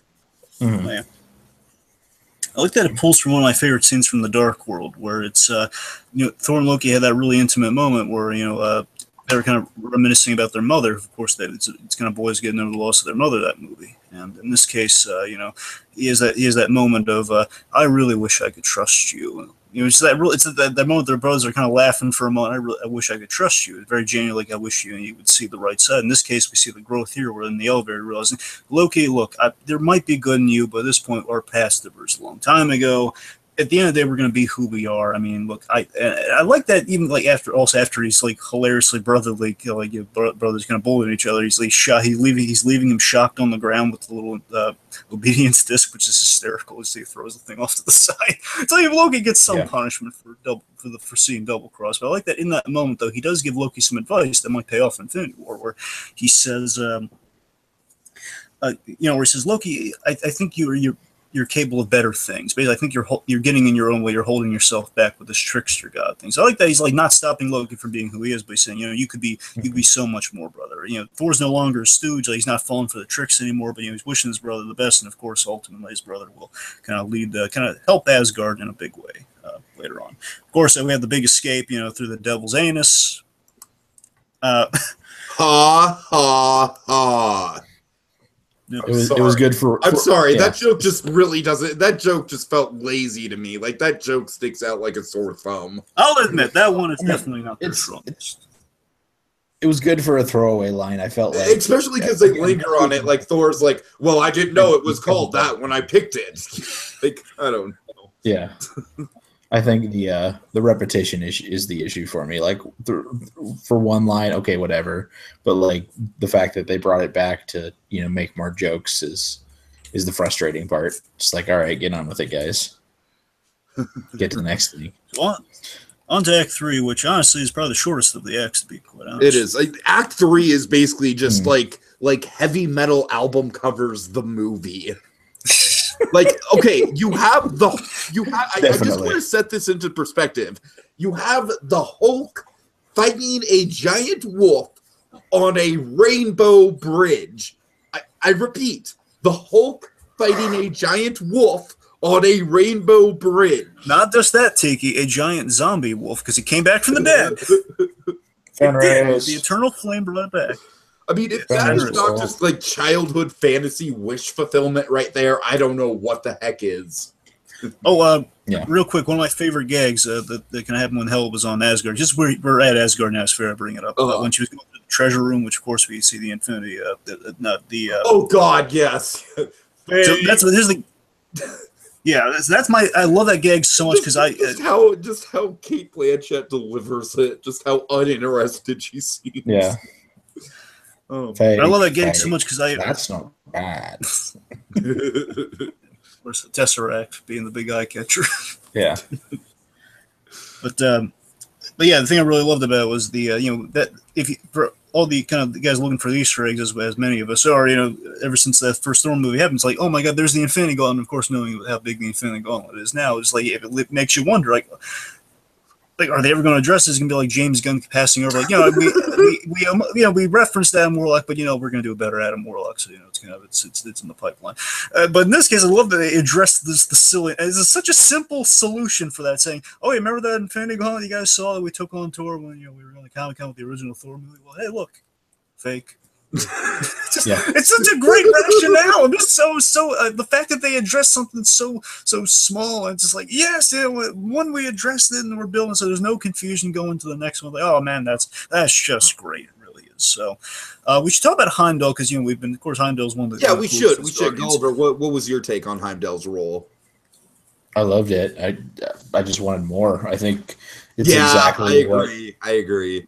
It's exactly what Heimdall would have done. Just like, whereas he took the nobility aspect that he had before of like the strong duty. He's like, well, my duty is still to watch over the people, but if they're taking away our home and they're taking away our place to live, then I'm going to operate as the nomad guardian instead of the elite guard that I was before. I feel like Heimdall's transformation over the 3 movies is one of the things that really makes this trilogy work. Mm-hmm. Yeah. I absolutely love Heimdall, and like every moment he's on screen in all 3 movies is glorious. Mm-hmm. It's kind of funny. Good actor that you can, similar to what you're getting with Karl Urban, you get so many little minor facial things and the way he reacts and responds to things just really sell him as a very real character in the world. And that's, not every actor can do that with a role as small as the one that he had. Sure, sure. So, particularly in the second movie, there's the moment where he hears the invisible ship and he leaps onto the side of it and runs down with a knife. I don't know if you guys remember that. But just I remember in that. the theater, I was just like, yes. And like in this movie, when he runs out and you see for the first time him swinging the sword, and you can see his eyes, in the now like scraggly face and hair and everything. It was the same like feeling. I was just like, yes, same exact feeling. Just because the character is so satisfying to watch on screen. To piggyback off of that, it's kind of fun. You can visually track Heimdall's arc by how he gets away from the helmet, because the first movie he's wearing that helmet the entire time, and in the second one, he just removes it. But it's a great helmet too. Yeah, it's both a plus and a minus. Yeah. But by the third film, he's got all the almost like dreadlocks go, like these long kind of luxurious kind of dreadlocks and a beard, and he's all scraggly, and he's kind of he's a fugitive. Like we just see like Heimdall's gone from the professional guard to just being he's the hero he's Asgard's hero. Mm-hmm. And basically he's leading the Exodus here. He's saving citizens, and one of the really cool uses of Heimdall's sight in this movie was how we can kind of do almost do the Mr. Potato Head effect from Toy Story in a way, almost, where basically we can it basically serve as like a bridge of communication for Thor. I love that great. It's such a comforting line from Heimdall where he says, "I can see you, but you're far away." Like, darn that Heimdall, he says, so darn nice. That Idris Elba, that such a good actor. He just sums up Heimdall with that little bit right there, that he's helping Thor out from a distance, and of course ends the scene by with a giant honking with a giant honking sword. It basically cuts down a few zombie Asgardians. Like that's cool right there. It's all metal. Yeah, there. Einherjar. They're not zombies. They're Einherjar. All right. I'm just a big nerd. I apologize. All right, guys. Let's just kind of like go through the ending instead of going beat by beat. I feel like we should hit on the two main story beats of the ending, which is A, kind of like the space Moses, like parting of the Red Seas of it all, and B, kind of like the the unexpected way in which Hela gets defeated. So, which one do you guys want to tackle first? Well, when you say space Moses, do you mean Bifrost? Well, I mean, like rounding up all the people onto the ship. Yes. Nice. That would be the Bifrost stuff then. Yes. I just want to make sure. Yeah. Yeah. Let's talk about, as you put it, Space Moses. I'm sorry, I don't have a better phrasing. I call it the Bifrost Exodus, but if you want to go Space Moses, Exodus is a good word for it. Exodus is certainly a good word. Also very biblical. Anyways, sorry, that tickled me. I really want to mention Hulk, specifically Banner jumping out of the ship. Oh yeah, and then flat in space. Oh wait, that's the Incredible Hulk reference. That's the reference to the Incredible Hulk. Yes, because in that movie, Ed Norton jumps out of the plane or out of the helicopter, and he can't transform, and then he hits the ground. But in that movie, they played it so serious, like there was like, "Oh my God, he's dead!" Like, and this was actually look dead for laughs, and that's really what because in that moment in the theater, I was just like, "That's not serious. That's silly that you did that." And when I went to see Incredible Hulk, and I think that was a good nod to that, and kind of a good show to say, yes, we're acknowledging the past. Right. We're trying something different now. Hopefully you like it. It's funny. He honestly looks more dead in that scene. It makes you wonder if the logistics of the Hulk actually kind of saved him from death in that scene, because he does look rather dead when he lands from that bridge. Yeah, absolutely. Yep. Okay. Of course, the Valkyrie suits up, and it's just fireworks behind her when everything's going off there. So that's kind of cool. Her and Banner kind of stepping in and helping with that Exodus. And I like that with that jump. Banner sacrificing himself. He realizes that people are in danger from Fenris, so that's why he makes the big leap, so to speak. It was a hilarious sacrifice, but it's still it's a brave sacrifice, nonetheless. Not to mention, it is a sacrifice because, as we said, we don't know, he doesn't transform back into Banner by the end of the movie. You know what I mean? We have no idea how long he's going to be stuck as the Hulk at this point. Yeah. Mhm. My guess would be when Black Widow enters the fray, then it'll be back to normal. But you don't know. You don't know. You never know. She'll look a little different this time around. All right. So, yes. So let's see. I think trying to think if there's anything missing with the Bifrost. Oh yeah, the Bifrost has guardrails now. That's cool. I couldn't help but notice that when I was watching the movie. Seriously, sorry. for all That's the detail you want to point out. Seriously, the first time I watched it, I noticed in the theater. I was like with my buddy in the theater. Like, hey, look, the Bifrost has guardrails. Look at that. All right. Yeah, super strong, super powerful, immortal space people really have to work hard to avoid falling to their deaths, I'm sure. No, but I mean, I really like the idea. Like, it's such a satisfying resolution overall. And as I said, like, it's sewn in, you know, like Asgard is not a place, it's a people. Like that, I feel like could be like the main theme of the whole movie. You know what I mean? Is like, it's not the place that defines you, it's the people in it. Yeah. All right. So, what do you guys think of the way in which Hela gets defeated? Which I gotta say, it was very Dormammu-esque. Yeah. It's neat. Again, Like, that feels I love very. how Marvel is kind of like they realize that they've kind of done every way they could possibly do like a big epic blowout fight for the end of a movie. So they're kind of coming up with these like creative like compromise finales, you know what I mean? Yeah, but I tell you, I can't verify this, but it feels so kind of this ending in particular. This move feels very Chrysios Craig Cunn, that they go for the unconventional a lot of the time in the storytelling like this, where they will, you know, mainly towards like the ending of the season or sometimes the climax of the movie, they will, you know, they'll kind of throw you for a loop like this, where it just feels like, okay, the unconventional solution is okay, maybe the good guys fail. They always joke about it too on the comment. They always joke constantly about like, oh yeah, basically everything goes south, the heroes don't lose. No, actually they do. And again, that's kind of like I'm so with Gulliver here. Like, that's one of the big reasons why, if I were just like doing another cut of this movie, I would just snip the whole core bit. Like, there go the foundations. You know, I would just snip that right out. You know, just like the movie is jokey enough as it is. We don't, you know, we can have some dramatic heft. You know what I mean? Well, yeah. Something I talked about just before we continue on with the big Asgard going down moment is what gets us there. I love that, you know, Thor, you know, he kind of has that conversation with his father that inspires that, where, you know, he kind of has that God of Hammers bit where, you know, he's facing hell, he's taking a real beating, and of course he loses an eye. I mean, that's something to bring up. Thor loses an eye. Yeah. Yeah, which I want to say there's a comic called like where it's the future Thor, where he's lost an eye, he's lost an arm too, I think. So it's kind of funny. He lost a hand in the previous one, so we've been kind of building Thor losing body parts over this trilogy, I guess. It's kind of been where we've been. But yeah, Thor losing an eye, what I love visually about that is that it's kind of Thor becoming his father, which the whole arc of the series has been Thor, you know, becoming king. And of course, he learned he didn't need to become king. And by 2, he just doesn't want to be king. And this movie, ultimately, what we build to with that, the end of the Exodus, the end of on Asgard as its people, is that, you know, he finally takes the throne. Thor now is ready again. That is such a satisfying conclusion to the trilogy. You know what I mean? That's what I'm saying. It's a really.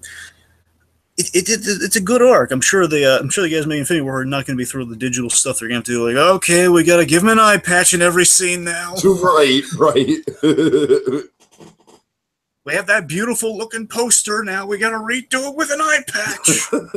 Honestly, that's one of the things that was more like it sunk in more because we'd seen trailers with him without the eye patch in the scenes where he would have had an eye patch or would have had the missing eye. Yeah, when he taps into the thunder, he has like 2 glowing eyes. Yeah.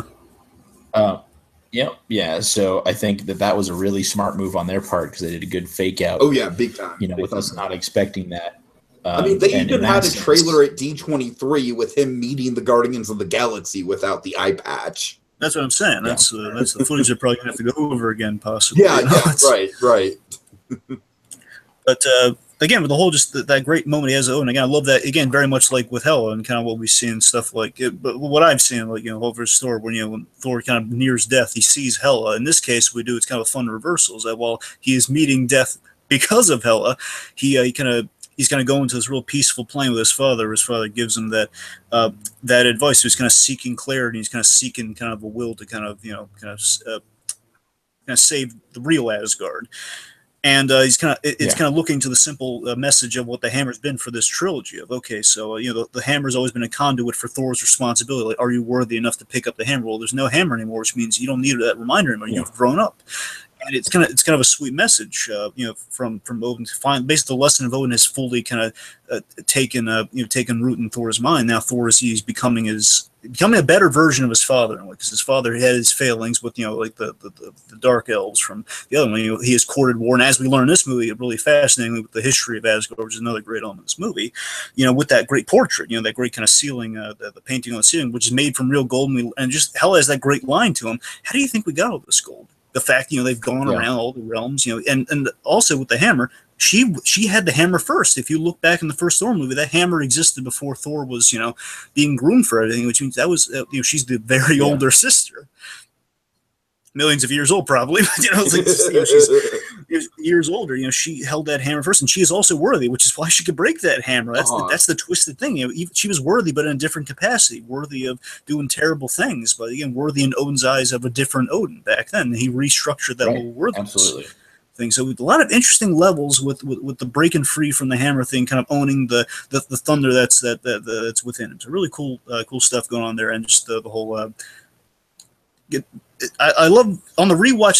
This kind of hit me even more. And I thought it was a great logic behind destroying Asgard, because we set up in a few lines of dialogue early in the movie that Hela, she draws her power from Asgard. The longer she's on Asgard, the more powerful she gets. So simple solution: destroy Asgard. She's powerless. All relative. It all makes sense. It's really.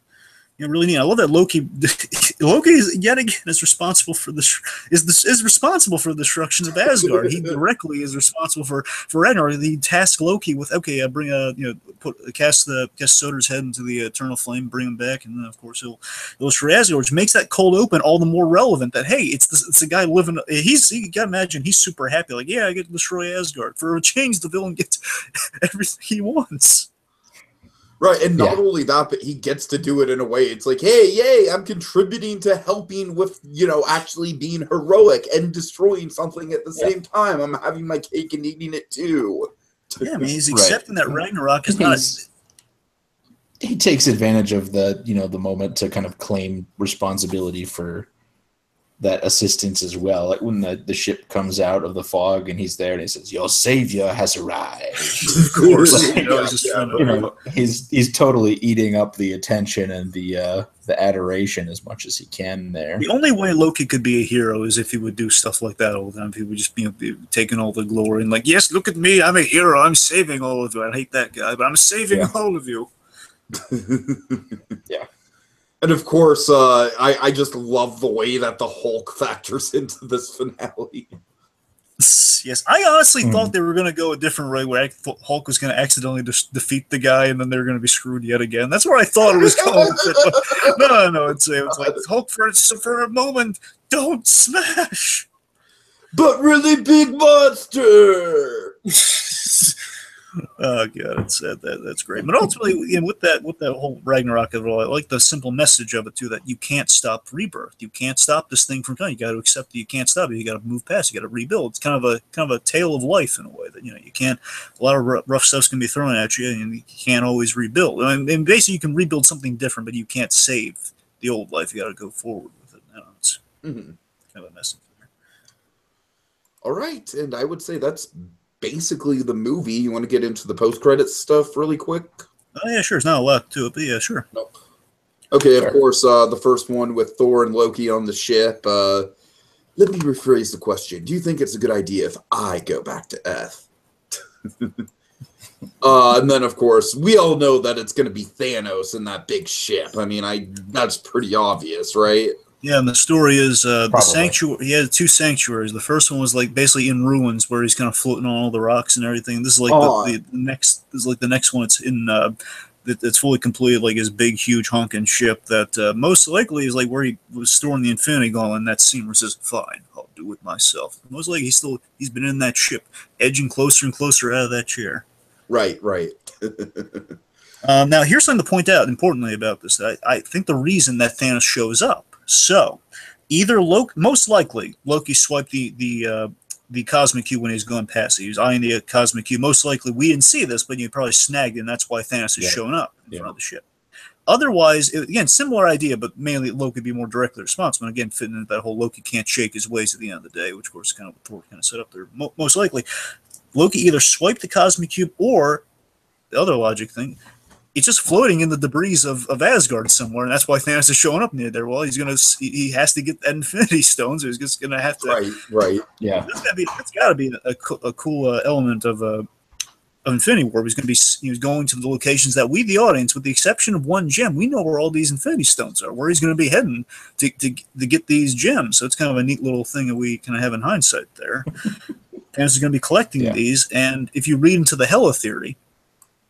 And, she's going to be Lady Death, perhaps while getting the Infinity Stone. Perhaps either he falls in love or he recognizes that it's death, and perhaps like the whole the whole classic "I'm going to kill all the Avengers" thing is to replenish her after she's she can't get powered from Asgard anymore to save her life. Maybe it's I got to kill all these heroes. Oh, that's something all right. Maybe consider. Of course, the attack might lead to like him windshielding into the Milano, basically getting the Cosmic Cube or kidnapping Loki to get the Cosmic Cube. You never know, and hence the little Guardians kind of smash into the windshield. Okay.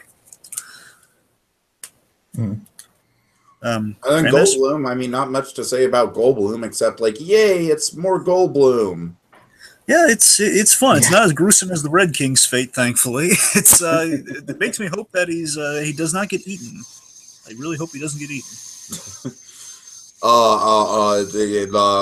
a draw. It's a tie. I just love that he's just spinning it so well, and it's kind of funny that, like the Collector, he lost everything. It makes me think that. Yeah, you're right. It does kind of mirror that in a way. It makes you wonder if the two of them are going to enter like a business venture because they both kind of lost everything. They both kind of team up to maybe that's where like the Mission Breakout Tower comes into play. I actually have a theory about Mission Breakout, but we'll see if we have time for that because we're getting near the end. We don't. All right, I'll tell you later.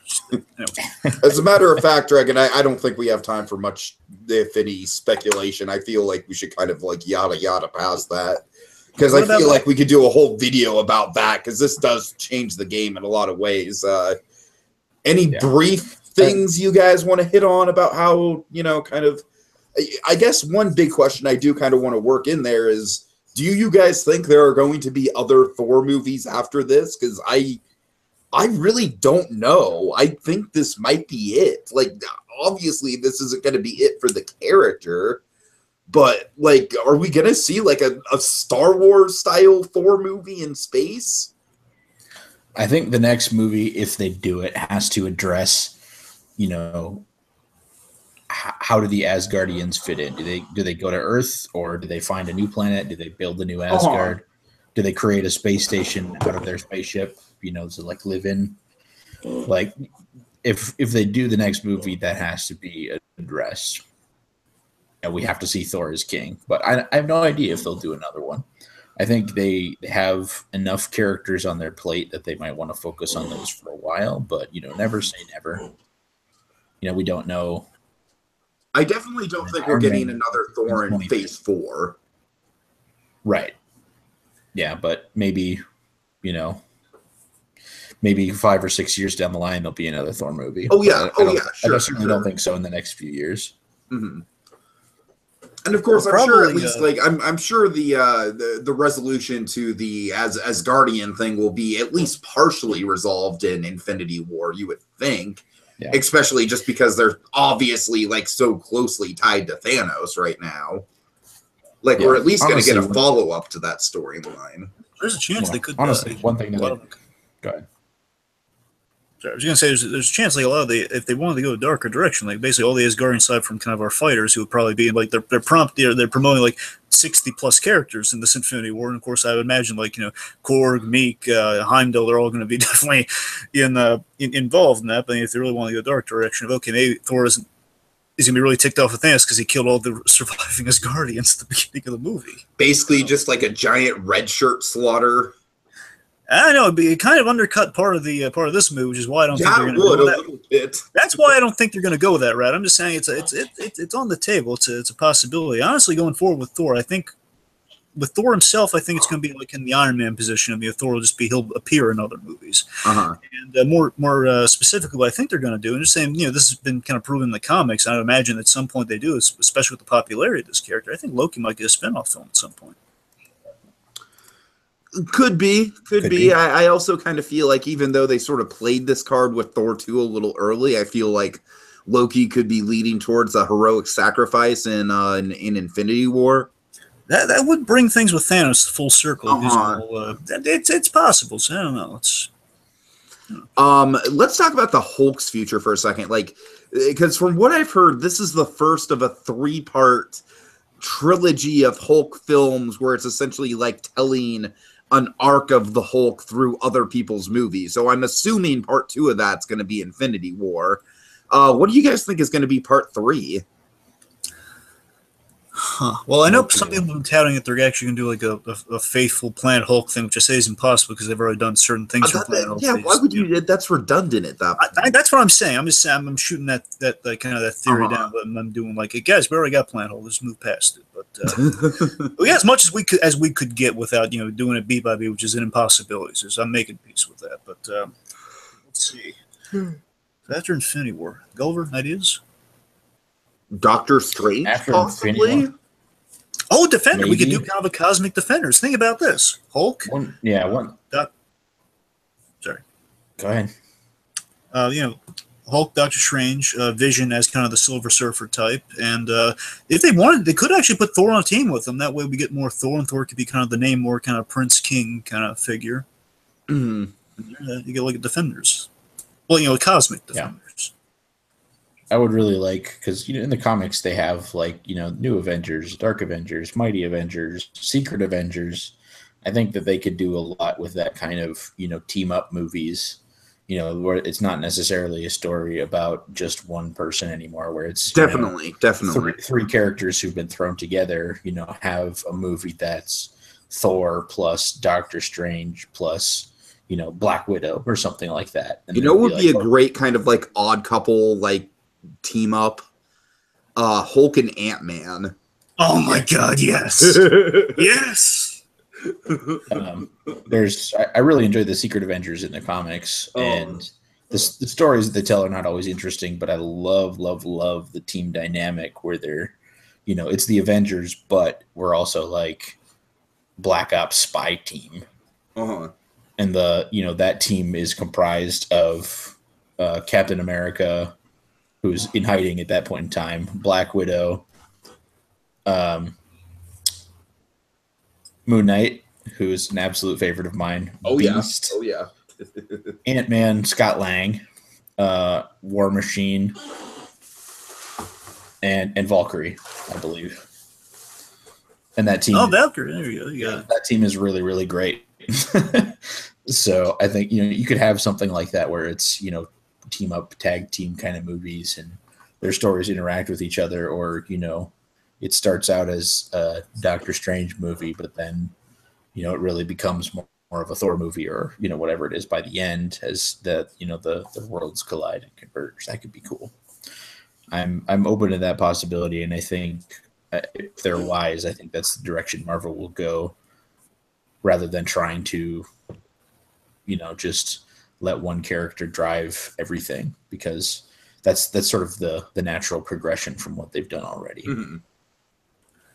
Hulk and Spider-Man, that'd be a great pairing. Yes, I was going to thank you, Dragon. I was going to say, like, one of the things as a major, like, I'm not all that familiar with Marvel Comics as a whole, but I am very familiar with Spider-Man in comics history, and one of the things I really want to see is, like, Spider-Man taking down the Hulk somehow leading to Spider-Man becoming an Avenger. Like, I really want to see that coalesce in some way from the comic arc. I would die to see that Captain America save, that moment where Cap kind of intervenes between the two of them. And I've been dying to see that moment where Captain America just kind of, with the shield, saves someone's hide, or even saves his own hide. So I'd love to see that with, Hulk, bearing down the shield. But again, that's pipe dreams. Yeah. Right. Okay, guys, I think we're basically to the end. I don't really have much else to say about it. I would say when we did our first impressions, I had this at number 4 and I had the first two Guardians movies and Iron Man 3 over this, and I gotta say, rewatching it, I was fucking insane to have Iron Man 3 over this. Like, what the hell was I thinking? This is way better than Iron Man 3, as much as I like Iron Man 3. Not quite on the same level in terms of, like, you know, like, investment in pathos and character building as the two Guardians movies for me, but still a very great, a very, very solid movie. The best interpretation of kind of like the Stan Lee, Jack Kirby kind of ideology and comic book world building. It really truly feels like a supersized issue of the comics just leapt right off of the page. And I feel like this is going to be like, I feel like it's going to be one of the more rewatchable of the MCU movies. It's got a lot going for it. It's got a great sense of humor. It's got stakes. Like I said, the one thing is the balance between the humor and the you know, the dark elements of the story could have been balanced out a little bit more. But other than that, I mean, it's an incredibly solid entry. And like I said, I feel flat out ashamed for admitting on air, like, oh yeah, this isn't quite as good as Iron Man 3. Like, no, please.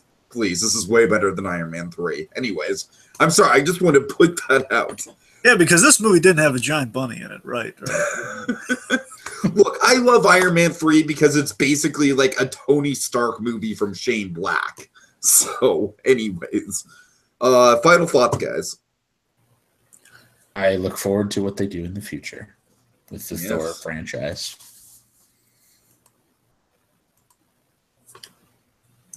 Okay. That's it. I mean, that's fine. Short and sweet. I respect that. I enjoyed this. At the MCU, again, I echo my earlier thought here. I enjoyed this MCU film most this year out of the other MCU films. Again, not that it was there was not a bad one this year. It's just this one. I agree with Tiki that it's very, very watchable. It's really fun. Again, it's just kind of that. It's again, it's the sky's the limit movie in terms of, you know, we're there now. We're having it's a fun pairing. We just do all this craziness. We do bits of Planet Hulk. Again, I'm echoing back to like, you know, just getting hyped for this movie, and it's good element after good element. There's very little wrong with this movie for me. I mean, I love everyone's performance. You got the new locations. It lived up to my hopes and expectations. I mean, I'll admit, again, it could have lingered on the drama a little bit more. I like that we did. He could have lingered on the drama a smidge more, and we definitely could have used more. Hella would not have hurt the movie, I don't think. But again, it's a long movie, even though it just feels, again, you're so wrapped up and it doesn't feel as long somehow. Again, it just feels like we have a kind of a good chunk in the middle. Oh, yeah, I just want to point out, with you saying it's a long movie, I sat through Blade Runner 2049 3 times in theaters. This is nothing. Why did you go see it 3 times? Because I haven't love seen it, but okay.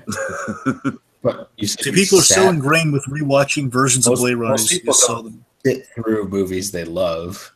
Just FYI.